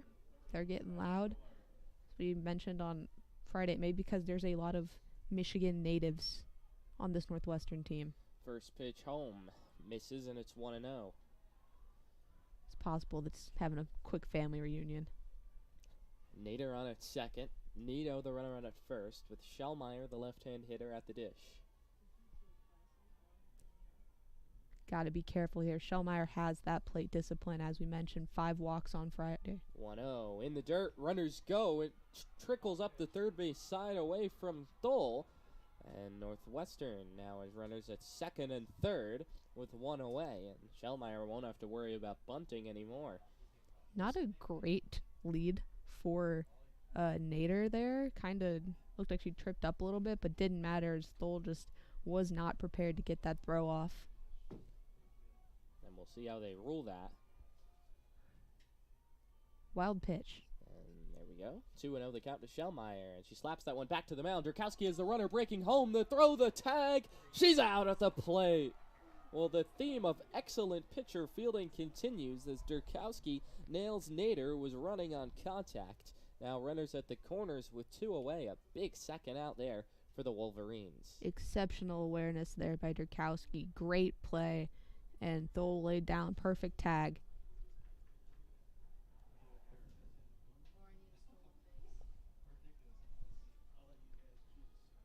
So another meeting at the circle. A lot of meetings today. They've got on so point. much to talk about. They need pitch comm. Get pitch comm to college softball. Would not be allowed in baseball. Kansas Robinson, left-handed hitter, steps in. Northwestern trying to break the ice in a scoreless game in the top of the 5th. 2 outs now with runners on the corners. It's Nito on at third and Schellmeyer on at first, reaching on the fielder's choice. Robinson, a talented hitter, but actually falters a bit. Only 188 with runners in scoring position. First pitch shows bunt, pulls it back. It's a ball. The runner Schellmeyer breaks for second. And now some confusion here. Oh, and the rule, they wanted to appeal on the swing. And the third base umpire, Charles Blackwell, rules that the hitter Robinson did not pull the bunt back in time. So instead of 1-0, it's 0-1. That's a big difference here with runners now on at second and third and 2 away in a scoreless game. Yeah, she was showing pretty much all of the bat there. The 0-1. Over for a strike, 0-2. And Durkowski's a strike away from escaping the jam. I love that counts as a stolen base, too. Those are my kinds of stolen bases. If I had any stolen bases in my entire life, that was why. 0-2 the count. Durkowski comes home to Robinson. Outside, ball 1.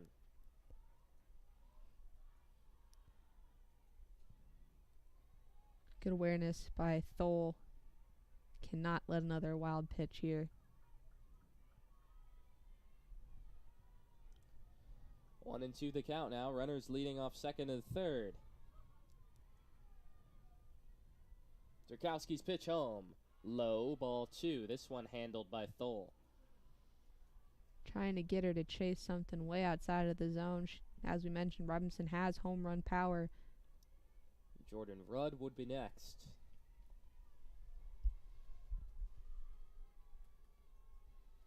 The 2-2 pitch.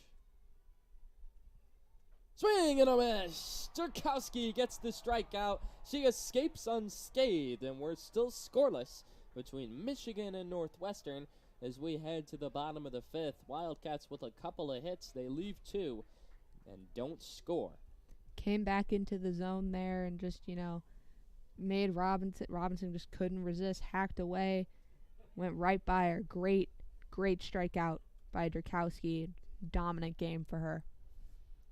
So Durkowski is now through 5 innings. She's allowed 4 hits, struck out 5 batters, hasn't walked one, which has been very important after she walked 4 on Friday and 2 on Saturday, and she has allowed no runs. That pitch count up to 74, so it's worth watching and keeping a close eye on as we move further into this game. Danielle Williams back into the circle for Northwestern after she entered in the 4th and promptly got 2 outs, and she'll be asked for more here in the bottom of the 5th. Yeah, just exceptional control today for Durkowski. It's really been her game. She's been in control.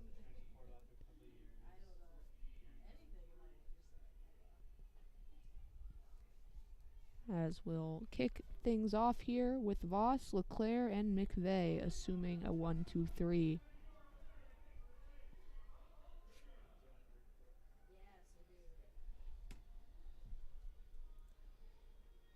7, 8, and 9 in Michigan's order will take a crack against the southpaw Danielle Williams. A scoreless game as we head to the bottom of the 5th here at Alumni Field at Carol Hutchins Stadium. It's been a tight one today in the rubber game. Both teams would really want this one and look to win the series.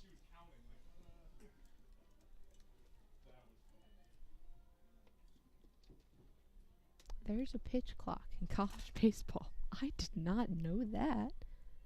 In college baseball? Yeah. That shows you how little I pay attention. I'm just sitting here and I can see it over there, and I was bamboozled. I'm telling you, it's going to be here next. First pitch to the right-hand hitting Lexi Voss from Danielle Williams is swung on and missed on the breaking ball, and it's 0-1.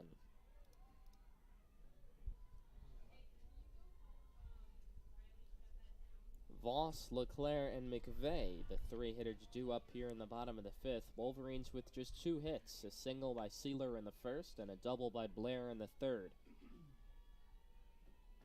The 0-1 low and away, ball 1.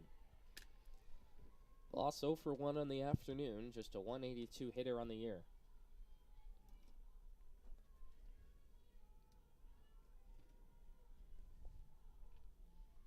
1-1 the count. Williams deals, and Voss fouls that straight back.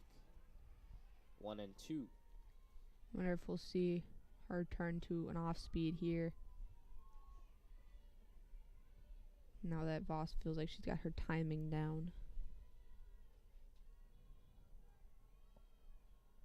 Well, I have bad news. I'll reveal it after this pitch. The 1-2. And Voss goes down swinging. He chased the pitch below the knees, and Williams is a strikeout to open the bottom of the 5th.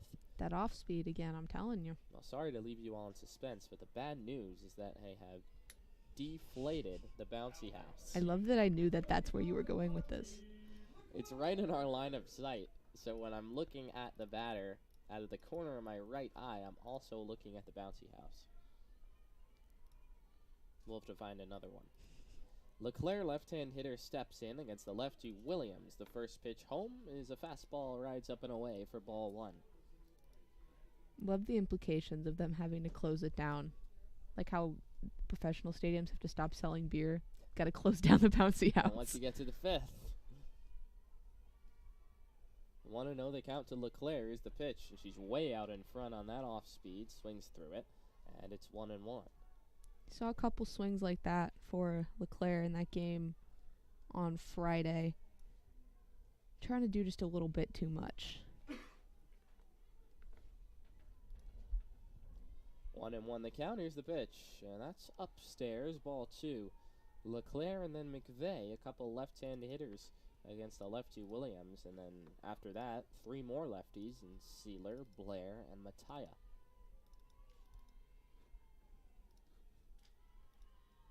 The 2-1 upstairs, ball 3.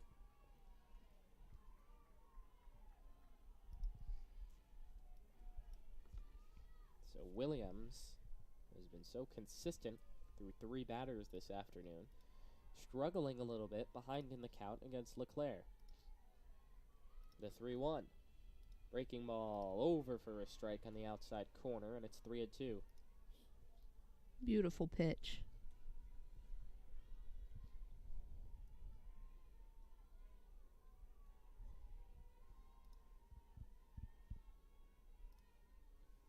Big pitch upcoming. The 3-2 is in there. Strike 3 called. Well, there's an emphatic call from Kaylee Young. LeClaire down on strikes. And Williams works her way back from 3-1 to send LeClaire back to the dugout for the second out. Offered a little half swing at it and then kind of gave up in the middle of the at-bat. Gonna say that it wasn't a swing, it was looking. Ella McVeigh, left-handed hitter, steps into the box. She's 0 for 1 today with a ground out to third. First pitch, and McVeigh watches it go by 1-0.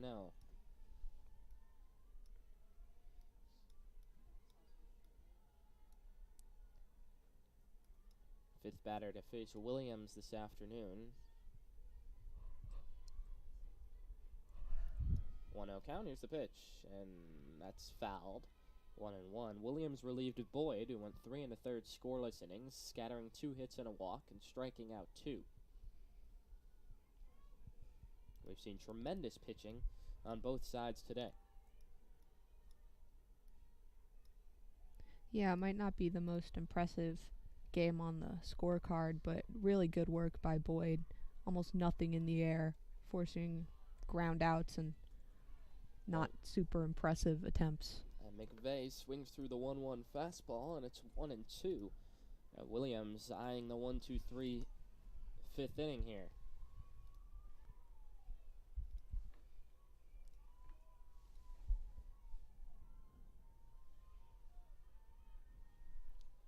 One and two the count with 2 out and nobody on in the fifth. The pitch to McVeigh is fouled straight back.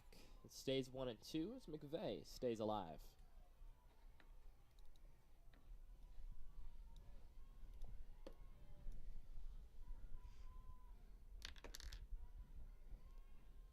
The sun has disappeared in an unfortunate development. Back to all clouds. There was like a nice 10 minutes. It was beautiful. 1-2 the count. Williams comes home. And McVeigh loops it back up the middle. That's going to sneak through into center field for a seeing eye base hit for Ella McVeigh. Little bit of a blooper, but placed perfectly. No one had any chance of getting there in time. And so a 2-out base runner for the Wolverines, switching things back to the top of the order with Ellie Sealer, another left-handed hitter, set to step in against Danielle Williams.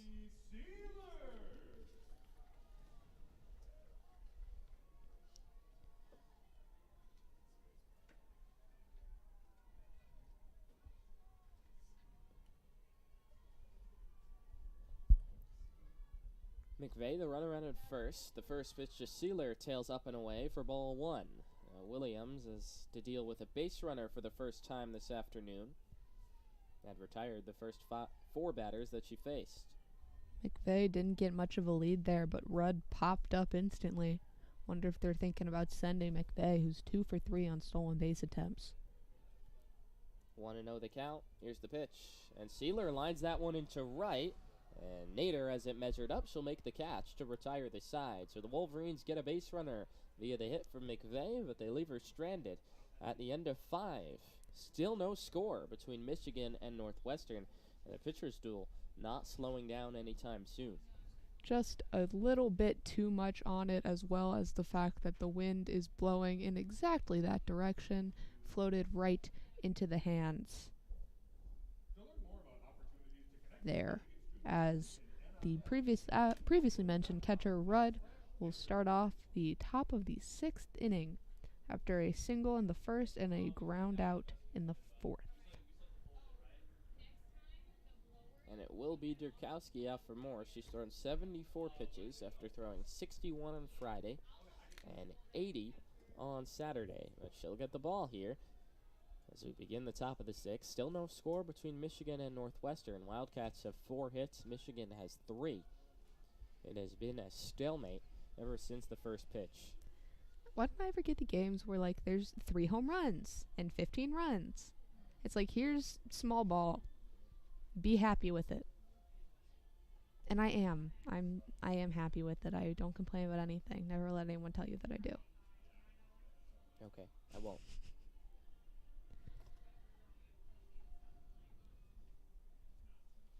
I feel like I was going to say something, but I've completely forgotten it, so now we'll never know. I'm sure it was super important. It was very insightful. And yeah, great analysis from me, and not like the dumbest thing you've heard in the past 5 minutes, because the previous was also me.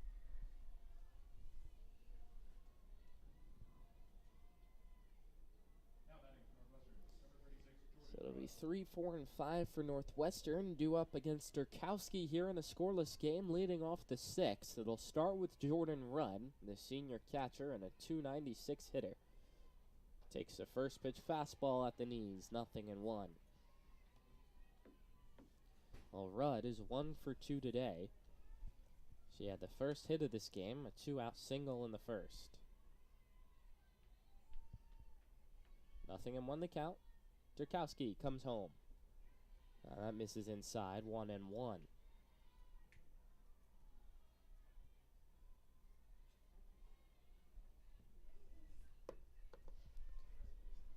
Rudd, then Katie, then Cochran due up for the Wildcats here, trying to break the ice against Durkowski.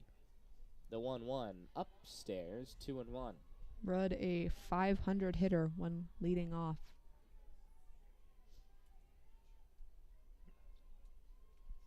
That's pretty impressive. I wonder how many at-bats that is. This little stat thing does not tell you. I'm going to guess like a 4 of 8. Yeah. 2-1. Breaking ball at the knees for a strike, 2-2. Nice pitch there by Durkowski. Especially being the third hitter. It's like an impressive statistic, but how often does it happen? 2-2 the count. Durkowski comes set and now deals home. And Rudd chases the pitch in the dirt. But she just got a piece of it. I didn't realize. I'm like, why is everyone so lackadaisical? I did not look for, like, from the naked eye, that, at least from my vantage point, that she got a piece, but clearly she did. So it stays 2-2. Probably should have realized from the fact that Rudd didn't want it either, or didn't go running down to first either. The 2-2 pitch. Grounded to third. The backhand play made by LeClaire. Long throw, and she gets her. What a nice play on the backhand by Audrey LeClaire at third base. Had the line covered and took away a double from Jordan Rudd. Great snag by LeClaire. Even better throw across the entire diamond. And so 1 up, 1 down in the top of the 6th as Hannah Katie comes to the plate.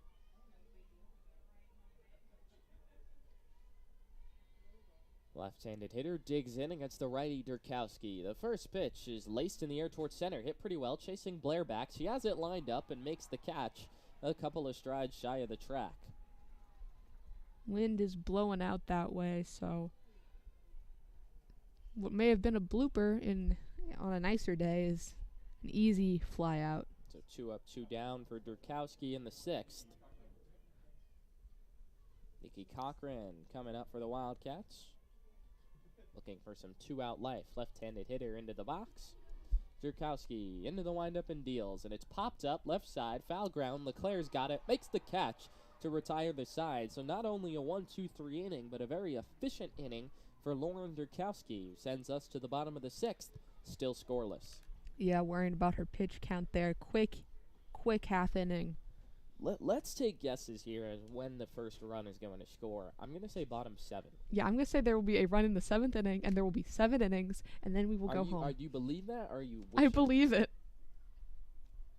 I'm not cursed. I believe it. I heard this game is going to go 12 innings. The problem is they keep happening at, like, mealtime. And I don't, I'm true, not an old person. Because, like, I was so hungry, and everyone's like, why didn't you eat? I'm like, because I got here at 4:50. Why would I eat dinner before that? What are the right meal times? Not 4:50. So you can eat at any time but 4:50. Yeah. And then with this one, it's like I left my house at 10:45. Is that lunchtime? No, it could be breakfast.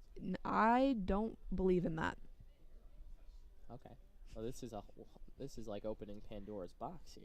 I'm I'm a morning person, so I ate breakfast at I think 8. So that's not This lunchtime. morning? Yeah. Oh my gosh, that's impressive. Wait, but I thought you said you don't believe in breakfast. No, I don't believe in eating breakfast at 10:45. Oh, I still have a problem with that. But Okay, well, it's a different problem. wake up early enough to argue with me about it. I might not be able to do that. There we go.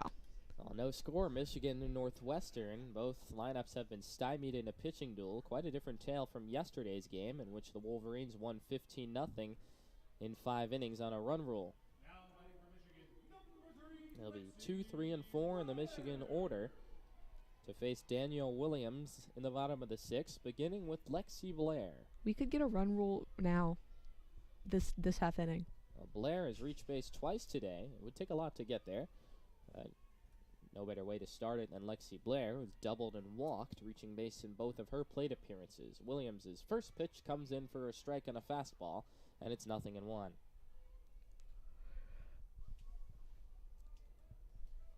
Blair has raised that average to .359 with the scorching double back in the 3rd.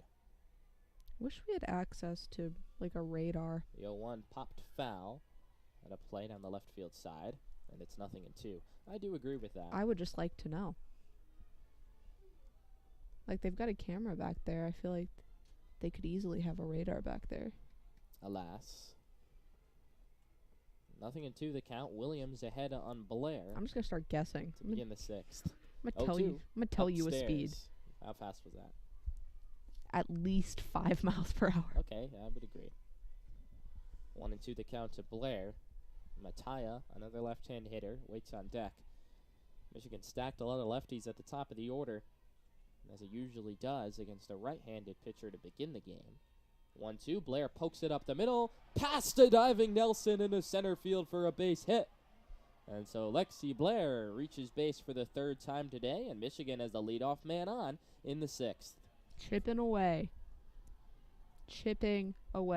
Would not be surprised if we see Blair steal here. Like I previously mentioned, perfect 14 for 14. And it would be a place to go. We'll see if the bunt is on against for Mattia. Northwestern's infield is suspecting it, with Cochran and Katie, the corner infielders, pinched in a little bit.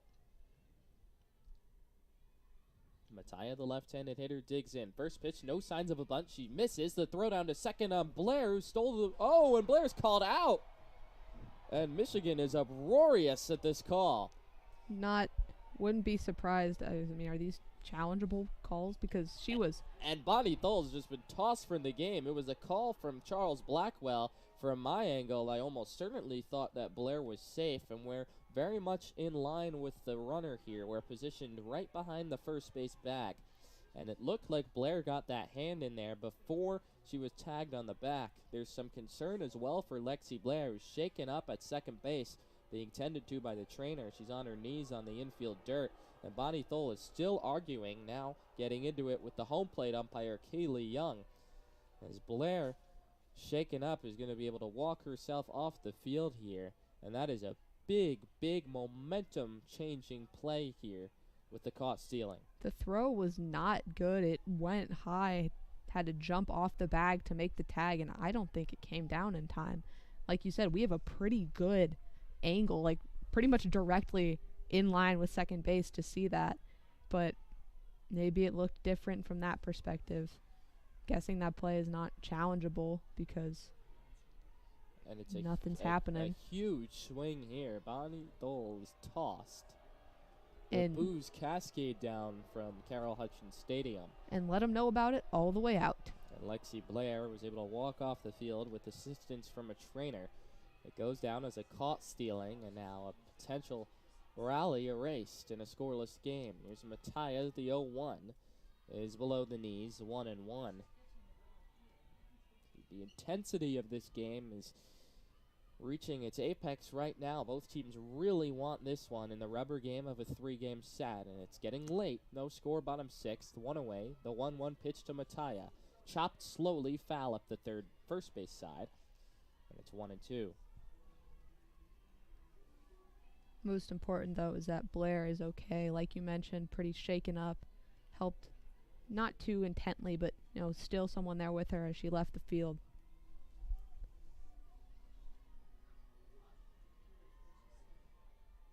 One and two the count. Williams deals. Up and away, ball 2 to Mattia.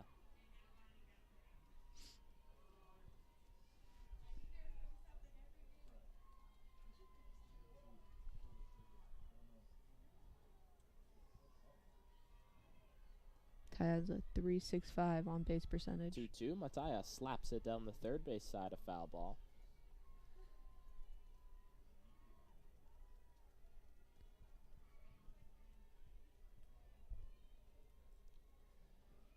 Thole is on deck with 2-2 the count to Mattia. Blair led off the inning with a single, but was caught stealing on a questionable call.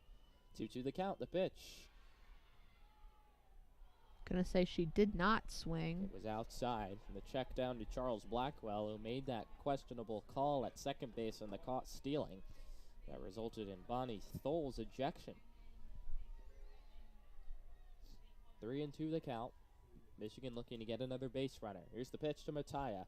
Chop to the right, to the left side. Nelson, the shortstop, throws. It goes wide. Mattia rounds first. She's on her way to second, and she'll slide in safely. And Michigan has a one-out base runner. That caught stealing looms a little larger now. I think Mattia was going to be safe at first anyway. Looks like she had that throw beat just by a second. And it will be an infield single to shortstop, and then a throwing error by the shortstop Nelson, who yanked the throw up the first base line. And now Michigan's well positioned to strike first. A scoreless game in the bottom of the sixth. Mattia, the runner at second, with plenty of speed. One out, and the big hitter Kiki Thole coming to the plate. And Thole, after going 3 for 3 with 2 homers and 6 RBI yesterday, is 0 for 2 today with a ground out back to the pitcher and a strikeout looking. The first pitch rides high, ball 1. Kiki Thole has delivered for her team in both games of this series so far. Can she make it a third? Well, she won't get a chance to. The Wildcats will intentionally walk her. The 1-0 outside, 2-0. This is a bit of a relic. Softball, you still have to throw those 4 intentional balls. You don't get the abracadabra What walk. if there's a wild pitch? Well, that's the excitement. 2-0. 3-0. I don't like intentional walks. It takes the bat out of Thole's hands. I don't like it on either team. Pass the baton to Melina Livingston. The 3-0. Outside, ball 4. So Thole goes to first on the intentional walk. Runners at first and second now. And a meeting will commence in the circle before Melina Livingston gets a crack at it here. Livingston does have 2 home runs. So, just putting that out there. That energy out into the universe. She's 0 for 2 today. I don't like intentional walks. I don't like them in anything. Pitch better. I don't know. They're certainly less exciting. But a wise play from the Wildcats to take the bat out of Thole's hands. The crowd here roaring in anticipation with Go Blue chants. They can sense a big moment here. Chance for Michigan to strike in the scoreless game. Pinch runner in for Thole. Maddie Ramey. So Ramey will be the back runner with Mattia on at second. And the meetings have ended. How many mound visits have there been? Maybe that was a good point by the MLB. For the Limiting the mound visits. Well, here's Melina Livingston with a chance to play hero. No score in the bottom of the sixth. Wolverines primed to strike. Runners lead off first and second with 1 away against Danielle Williams. The first pitch is outside for ball 1.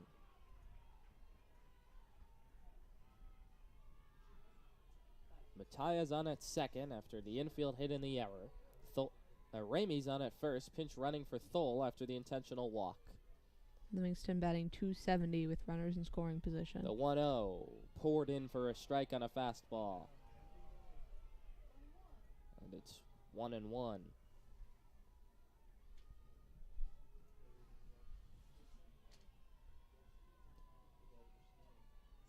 Livingston steps back into the box. Williams in the circle. The 1-1 pitch. Williams bloops it to right. Nader coming on. It's going to land fair. Here comes Mattia. She'll score. Ramey's into third. Livingston into second with a bloop double. Oh, and now the home plate umpire, Kaylee Young, is going to call this a foul ball?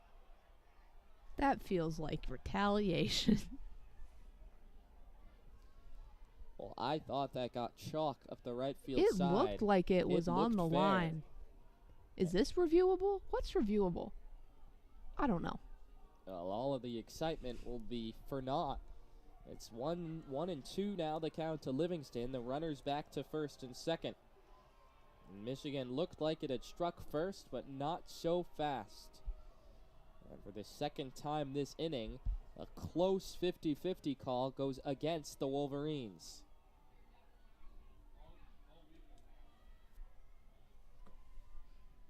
So Livingston has to settle herself down here as she climbs back into the box. Down in the count 1-2. So I think, I don't know. I feel like that could have been reviewed. And But fouled straight back. was a very close call down the right field side, just a bloop off the bat of Livingston. It was a delayed call in the first place. No one really knew what was going on. The runners were chugging around the bases. The fans were exploding. And this umpire crew having some issues here in the 6th. 1-2 the count. The pitch home. Upstairs, ball 2. So credit Livingston, not rattled by all the fanfare after that controversial call, is working a good turn at bat. 2-2 the count. Mattia on at second, Ramey on at first. Here's the 2-2. And swing and a miss. Livingston down on strikes. Real unfortunate there. Just wasn't able to get a piece of it to keep the at-bat going. Good pitch by Williams, but I guess we'll never know. I would love a video review of that later. And instead, it's runners at first and second with Langford stepping in, and she takes a first pitch fastball up and away for ball 1. Left-handed hitter Langford is 0 for 2 on the day. She smacked her first college home run in yesterday's ball game out to right center field. What if we got her second? She bloops that one down the third base side. A foul ball. Katie is able to run it down and make the catch. And so Michigan does not score in the inning, and the boos rain down. A pair of controversial calls. The Lexi Blair caught stealing and the Melina Livingston pop fly would have been a run scoring double, instead ruled a foul ball, and it all works against the Wolverines. Yeah, 2 big calls that both go in the favor of the Wildcats. I love conspiracies. I'm not saying there's a conspiracy. I'm just saying pretty unfortunate. Really changed the entire momentum of that inning, both with the stolen base call and with the call on the foul ball. And so after a long, eventful inning, and one in which it looked like Michigan might break the scoreless tie, Lauren Durkowski comes back out to the circle for more. She was in the dugout for a long time, thought she might be handed a lead. Instead, it's still a scoreless game through 6. Looks like Blair is okay, though. And that's good news. She was shaken up on that controversial stealing, but she's trotting out to center field, no worse for wear, assuming her normal position.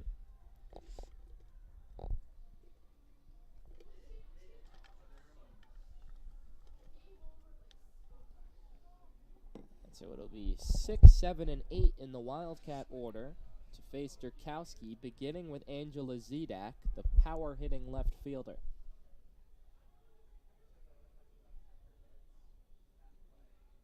So Durkowski has thrown 82 pitches today after throwing 80 yesterday and 61 on Friday. Certainly embodying her trade as a workhorse today. And Zedak, right-handed hitter, digs into the box. 500 leading off. First pitch, fouled over our heads down the first base side, a foul ball. Oh, there was no funk. I love that. That's my favorite part. 0-1 the count from Durkowski to Zedak, leading off the top of the 7th in a scoreless game. Wildcats have 4 hits on the day. Michigan has 5. Durkowski's 0-1. Just misses upstairs, 1-1.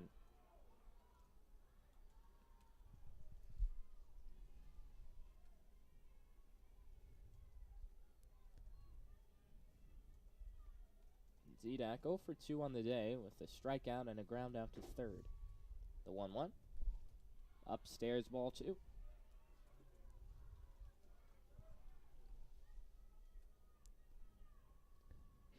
Zedak, Nelson, and Nader, 6, 7, and 8 in the Northwestern lineup, due up here in the 7th as the Wildcats try to strike first. 2-1 the count. Durkowski deals. Up and away, ball 3. And so Durkowski, who has yet to walk a batter this afternoon, is fallen behind on Zedak, 3-1. And the last thing you want to do is issue a free pass in a scoreless game to begin the last half inning. 3-1 the count. Durkowski deals. Breaking ball in the dirt. Zedek lays off. It's ball 4, and the Wildcats have a leadoff base runner in the 7th against Lauren Durkowski. Died just a bit too soon there, bounced in the dirt. And yeah, her first walk here in this game, hoping that it doesn't become a pattern, because that's really what killed the Wolverines in that Friday game. It wasn't each individual one, it was that they kept piling on top of each other within the same innings. Maeve Nelson now comes to the dish. With a runner on at first, the corner infielders, Livingston and LeClaire, are pinched in, expecting a bunt. It's bunted up the first base side, and no one gets to it. They let it go by. Breaking for third is Zedek. She's in safely. It was miscommunication between Durkowski and Livingston. They both let it squirmed on by. It's an infield hit. The runners are at first and third with nobody out. Yeah, there's going to be another mound visit there. Clearly just a communication error. Durkowski's going to probably come out of this game. Maybe not. I don't know. It looked like it was for a second there. And just an unfortunate, chaotic development for the Wolverines. The Wildcats now well positioned to take a lead. Runners at first and third with nobody out. And a long meeting at the mound here. Or at the circle, rather. You know, there's a lot of craziness in that last half inning. Things, you know, momentum swinging kind of back and forth instantly, and it's hard not to be shaken up, but the Wolverines just cannot afford to make those kind of errors at this point in the game.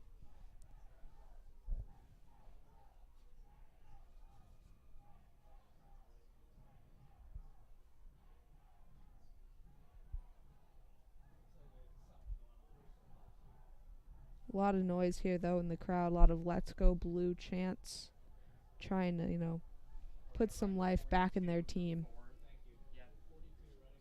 As a pinch runner will come in. That'll be Ayanna Lindsay pinch running on at first base for Nelson. So it's Zedek on at third, Lindsay on at first. Zedek's the one that matters at the moment. She's the potential go-ahead run here in the top of the 7th. As Kelsey Nader, left-handed hitter, digs in. The infield's in a scoreless game. Durkowski's first pitch home and misses on the bunt. There goes Lindsay off to second, and so runners at second and third. With nobody out and a 1-0 count to Nader.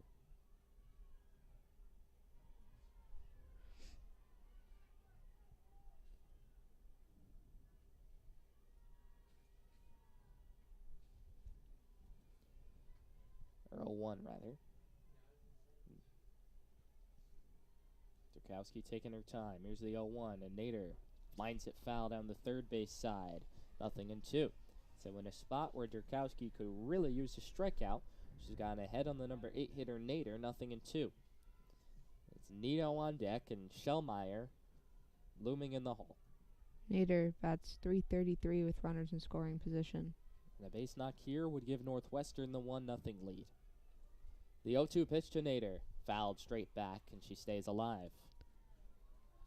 Sound like a broken record. Wonder if we'll see the off-speed, though. I love off-speeds. They're my favorite pitches. 0-2 the count. Durkowski deals, and that's popped foul down the third base side. LeClaire hoping for a play. She can't get to it. There's going to be some more noise. Well, Northwestern's third base coach appeared to get in the way of LeClaire. Michigan wants obstruction, and the umpires are going to convene. She was fully in the way there. She definitely altered LeClaire's route towards that ball. And we'll see what the call is. And I don't think they're going to call obstruction. That ball landed in foul territory right in front of the railing in front of Northwestern's dugout. It was a catchable ball. But LeClaire, as she was going towards it, nearly ran into Northwestern's third base coach, who moved from her original spot but moved closer to LeClaire. They will not rule any interference or obstruction. Third consecutive controversial call that has not gone in the Wolverines' favor. When you it hate rains, to make it pours. You hate to make excuses, but stuff like that can make or break. So 0-2 the count to Nader. Durkowski in a jam. Here's the pitch. Low and away, ball 1. Runners off second and third. It's Lindsay, the pinch runner, on a second, and Zedak on a third. Zedak walked to begin the inning, and Lindsay pinch ran for Nelson, who had a bunt hit when miscommunication struck. The 1-2 chopped to short. McVeigh's coming home. The throw, the tag. She's out at the plate. Another great play by the Michigan defense to prevent a run. A huge play by Ella McVeigh, sure-handed at short, and they get Zedak at the plate. So now runners at first and third, still scoreless with one away in the seventh. Thole has been all over it.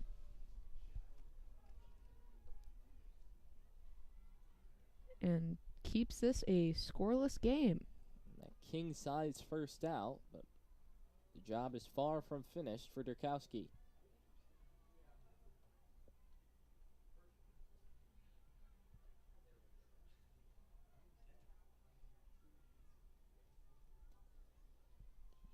Pinch hitter here for the Wildcats, Bridget Donahue, right-handed hitter, will come up for the lefty Grace Nito. Runners at the corners, and one away in a scoreless game. Corners are pinched in. Durkowski deals. Over for a strike. There goes the runner towards second, and Nader will be in without a throw. Thole doesn't want to throw down with Lindsay looming on a third.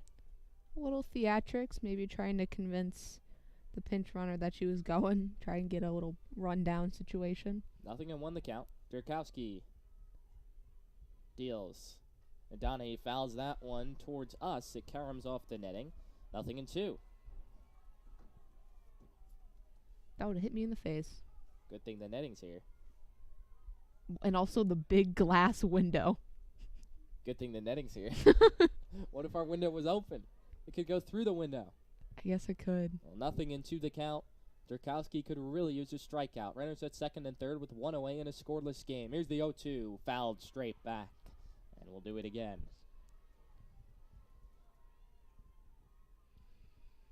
Very stressful. For you or for Durkowski? For everyone. For everybody.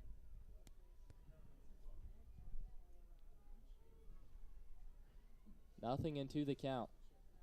Donahue steps into the box, right-handed hitter.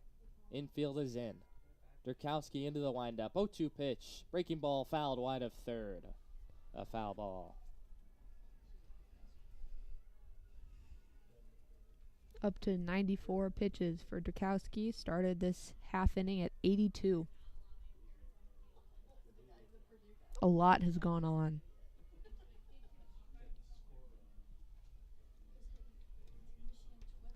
To the count. The infield's in. Durkowski deals home to Donahue. Check swing, did she go? The field at third, she did not go. And I don't think she went, but these fans are fed up with Charles Blackwell. I don't think she went either, but it's just the fact that there's already been so many missed calls. It's a snowball that at now this point. Everything is bad. Everything is an attack. There's a conspiracy. Here's the pitch. Low. Nice stop by Thole, and it's 2-2.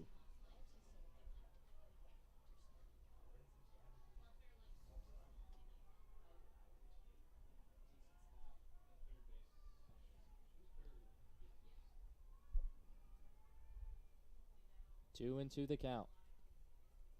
The pitch. Swing and a miss. Way out in front of the off speed. Donahue goes down swinging. It's a huge second out for Durkowski, and all of a sudden, Michigan has a path out of the inning.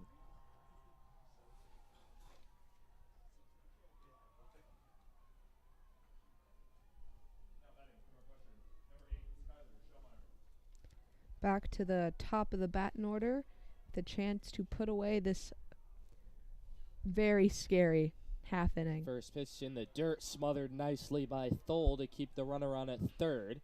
And it's 1-0. Playing a great game behind the plate.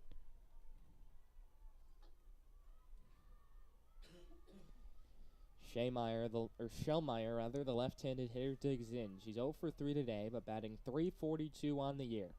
1-0 the count. Durkowski back into the circle. Runners on at second and third. Durkowski takes a breath and deals. 1-0, way upstairs. Thole leaps to grab it, and it's 2-0. Not the start you want to this at bat. Cannot afford to load the bases. 2-0 the count. Kansas Robinson waits on deck.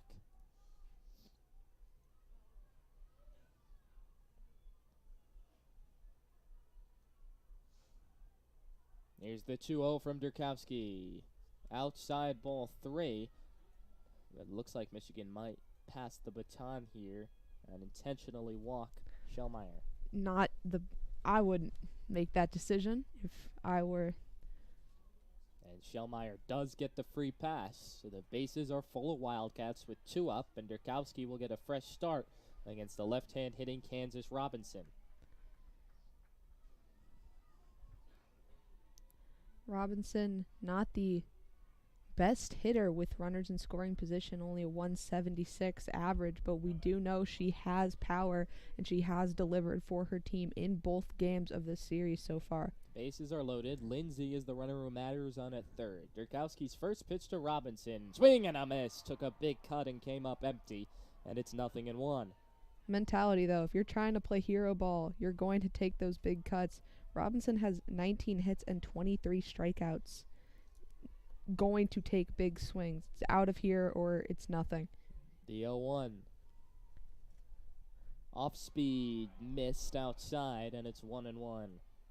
That pitch has been tricky this entire weekend with multiple umpires behind the plate. So 1-1 the count now.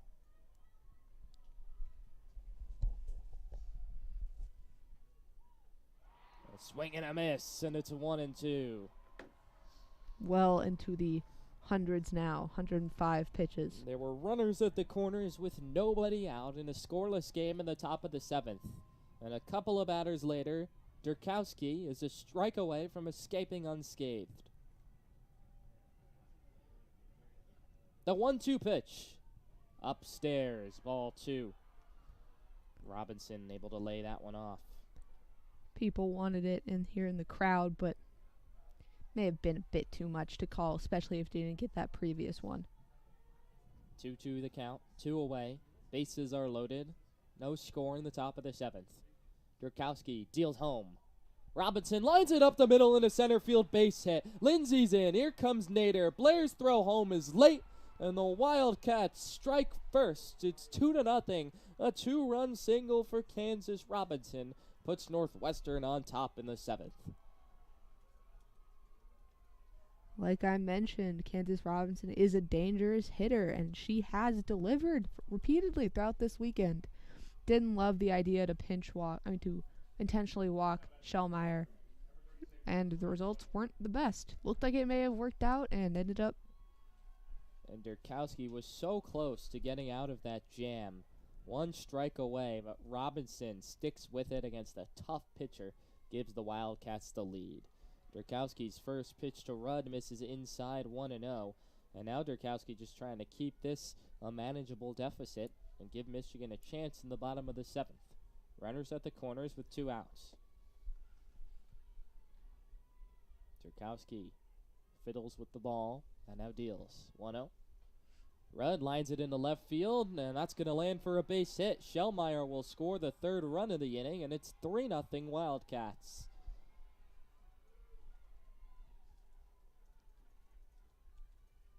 And just kind of the final nail in the coffin for the Wolverines.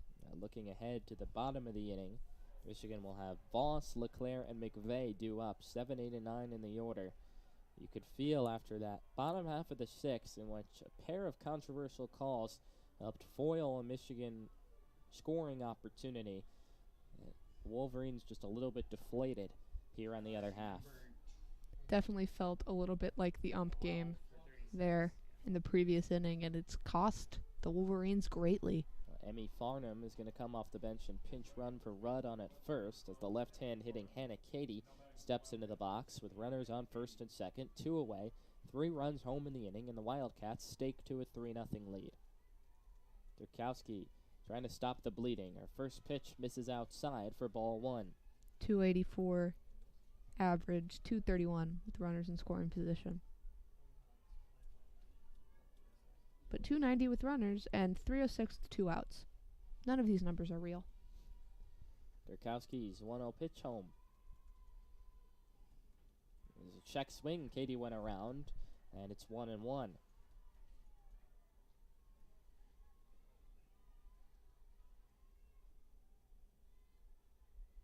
Runners lead off first and second. Durkowski deals. And that's fouled straight back. 1-2. Energy here, kind of like if you poked a balloon with a safety pin. Just entirely depleted. Durkowski trying to stop the bleeding. 3 runs home in the inning. 1-2 the count to Katie. Here's the pitch home. Outside, ball 2.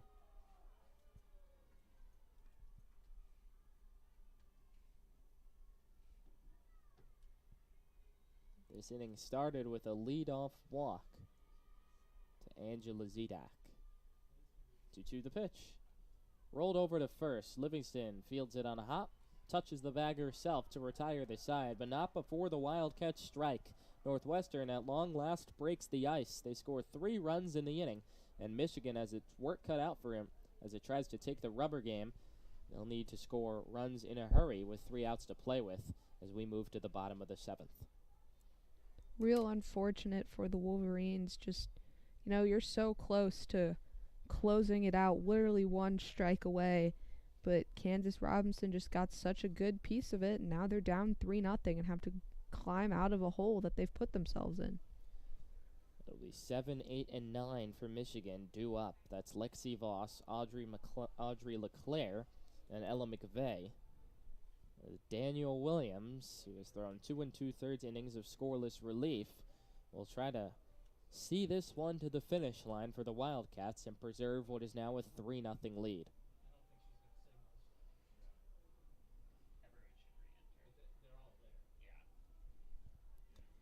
And it'll obviously stay Williams, looking to close this game out. Just 46 pitches, 4 strikeouts, only 1 walk, and 3 hits for her so far today. She has been fantastic in relief of Boyd.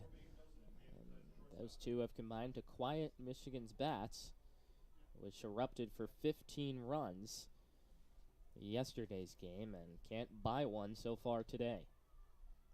This comeback effort will start with Lexi Voss, the right-handed hitter, against the southpaw Williams. Voss is 0 for 2 on the day with a couple of strikeouts, including 1 against Williams.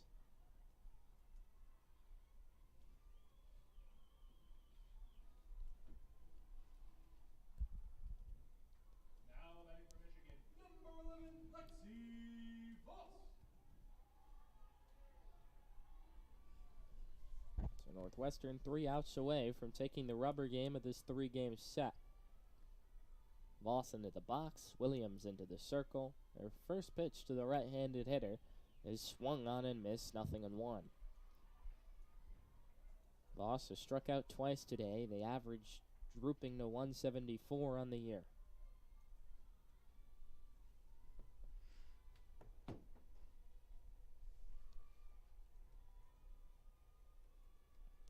Like I mentioned, leadoff hitters have the best average against Williams, batting .333.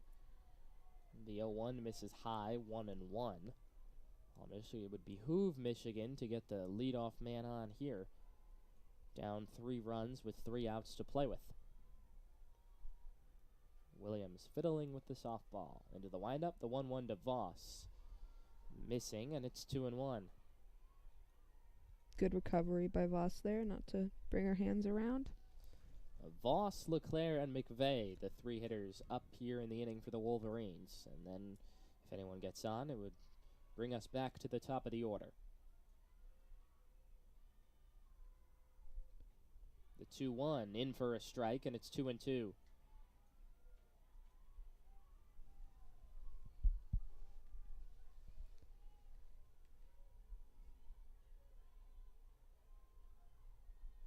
Two and 2 the count.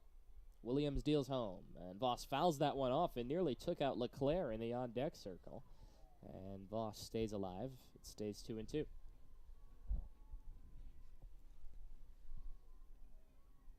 Maybe keep the at-bat going, show some more pitches for Williams.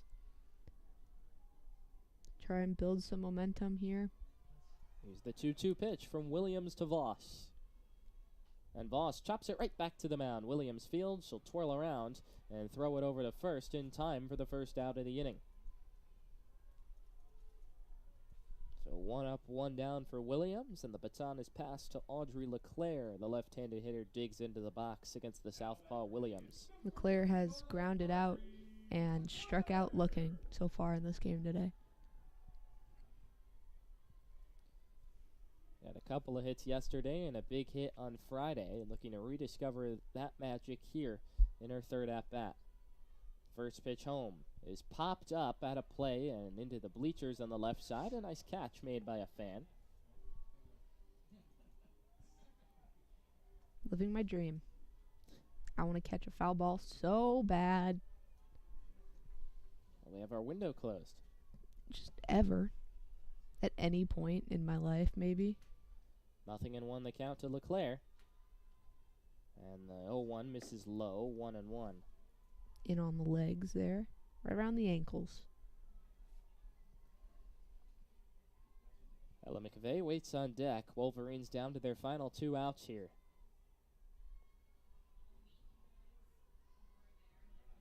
Here's the 1-1. And that's low. LeClaire lays off. 2-1. Off speed that died too soon. Michigan just needs base runners here, down 3 runs. A daunting task against a pitcher of Williams' caliber. 2-1 the count, and Williams is going to want a new ball here. She'll toss that one out of play and get a new one from Kaylee Young.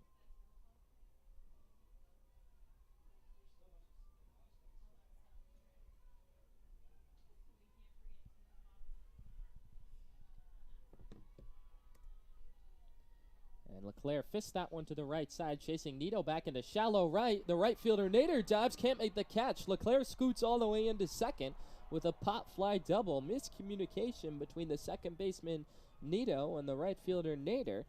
And the Wolverines have a 1-out base runner via pop fly double for Audrey LeClaire. Yeah, miscommunication. Looks like they were going to possibly run into each other if they didn't, but LeClaire is speedy and ends up on second.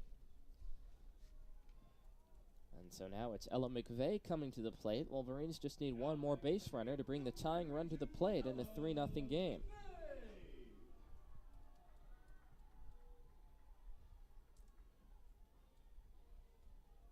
The lefty Williams will face the lefty McVeigh. LeClaire on at second. McVeigh singled in her last appearance. First pitch, slashed foul down the left field side. It careens off the netting. 0-1.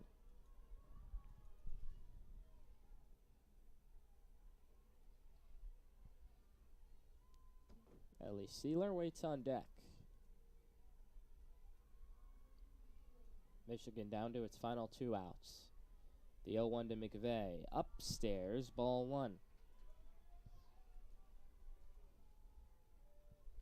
A little bit of a sign of life from the crowd again.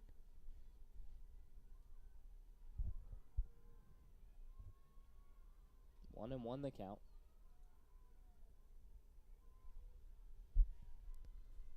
Williams comes home. Upstairs, ball 2.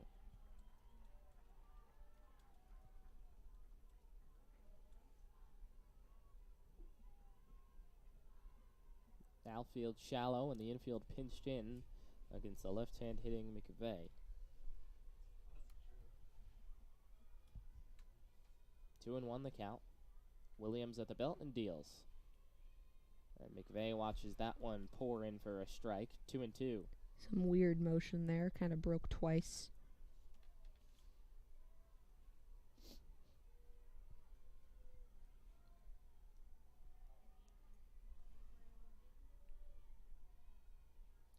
Two and two the count.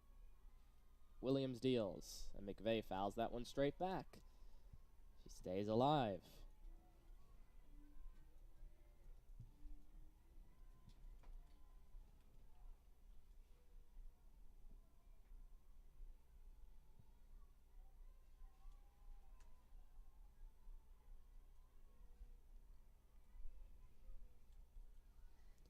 Two and two the count with LeClaire on at second.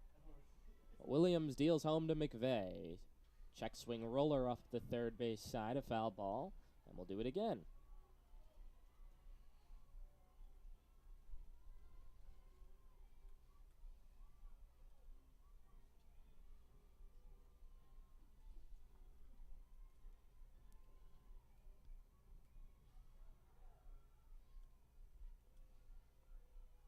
Now Williams having trouble putting away McVeigh here. The 2-2. Slow roller chopped at the plate. A foul ball went off McVeigh's body, and so it's dead. And it stays 2-2. So since the count went to 2-2, McVeigh has fouled off 3 straight pitches. Doing her best to stay alive. Michigan needs one more base runner to bring the tying run to the plate in the bottom of the 7th in a 3-0 game.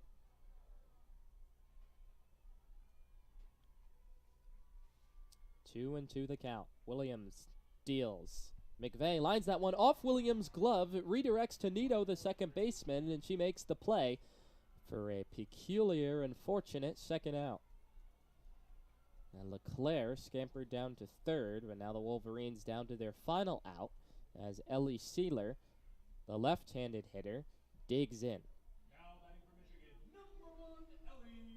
Down to their final 3 strikes.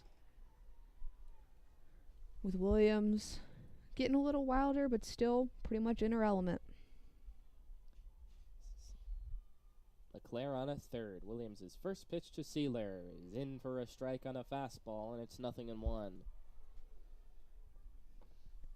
Sealer has hit a single in the first and then grounded out and flied out. 0-1 the count. Williams into the overhead windup and deals. Another strike on another fastball. And Michigan is down to its final strike. Found herself pretty quickly in a hole. That previous strike, once again, that kind of iffy outside pitch hasn't been called consistently, but they'll get it here. The 0-2 pitch. Swing and a miss. Sealer down on strikes, and the Wildcats win the rubber game 3-0 to take the 3-game set from the Wolverines. Just wheels kind of fell off. It was pretty close, pretty even between both teams there through 6, and then that bottom of the 6th happened where the refs kind of inserted themselves a little bit. 3 pretty controversial calls back to back, and then top of the 7th, wheels fell off, gave up those 3 runs against the Wildcats, and it was pretty much over then. The big 2-out, 2-strike base knock up the middle to drive in 2 runs by Kansas Robinson and break the stalemate in the 7th. A day after scoring 15 runs on 14 hits, Michigan is shut out and manages just 6 hits as the Northwestern pitching duo of Boyd and Williams stymies Michigan's lineup. And that's going to do it for WCBN sports coverage this afternoon of Michigan softball. The Wolverines drop a tough one, 3-0 at home to the Wildcats, and drop the 3-game series. If you're looking for coverage on Michigan baseball, that game is ongoing, and we've got that covered over on our second YouTube channel on WCBN2. So that's going to do it today for our stream here. For Kendall Spencer, I'm Jared Greenspan, and we'll leave you like we always do with a good night and a go blue.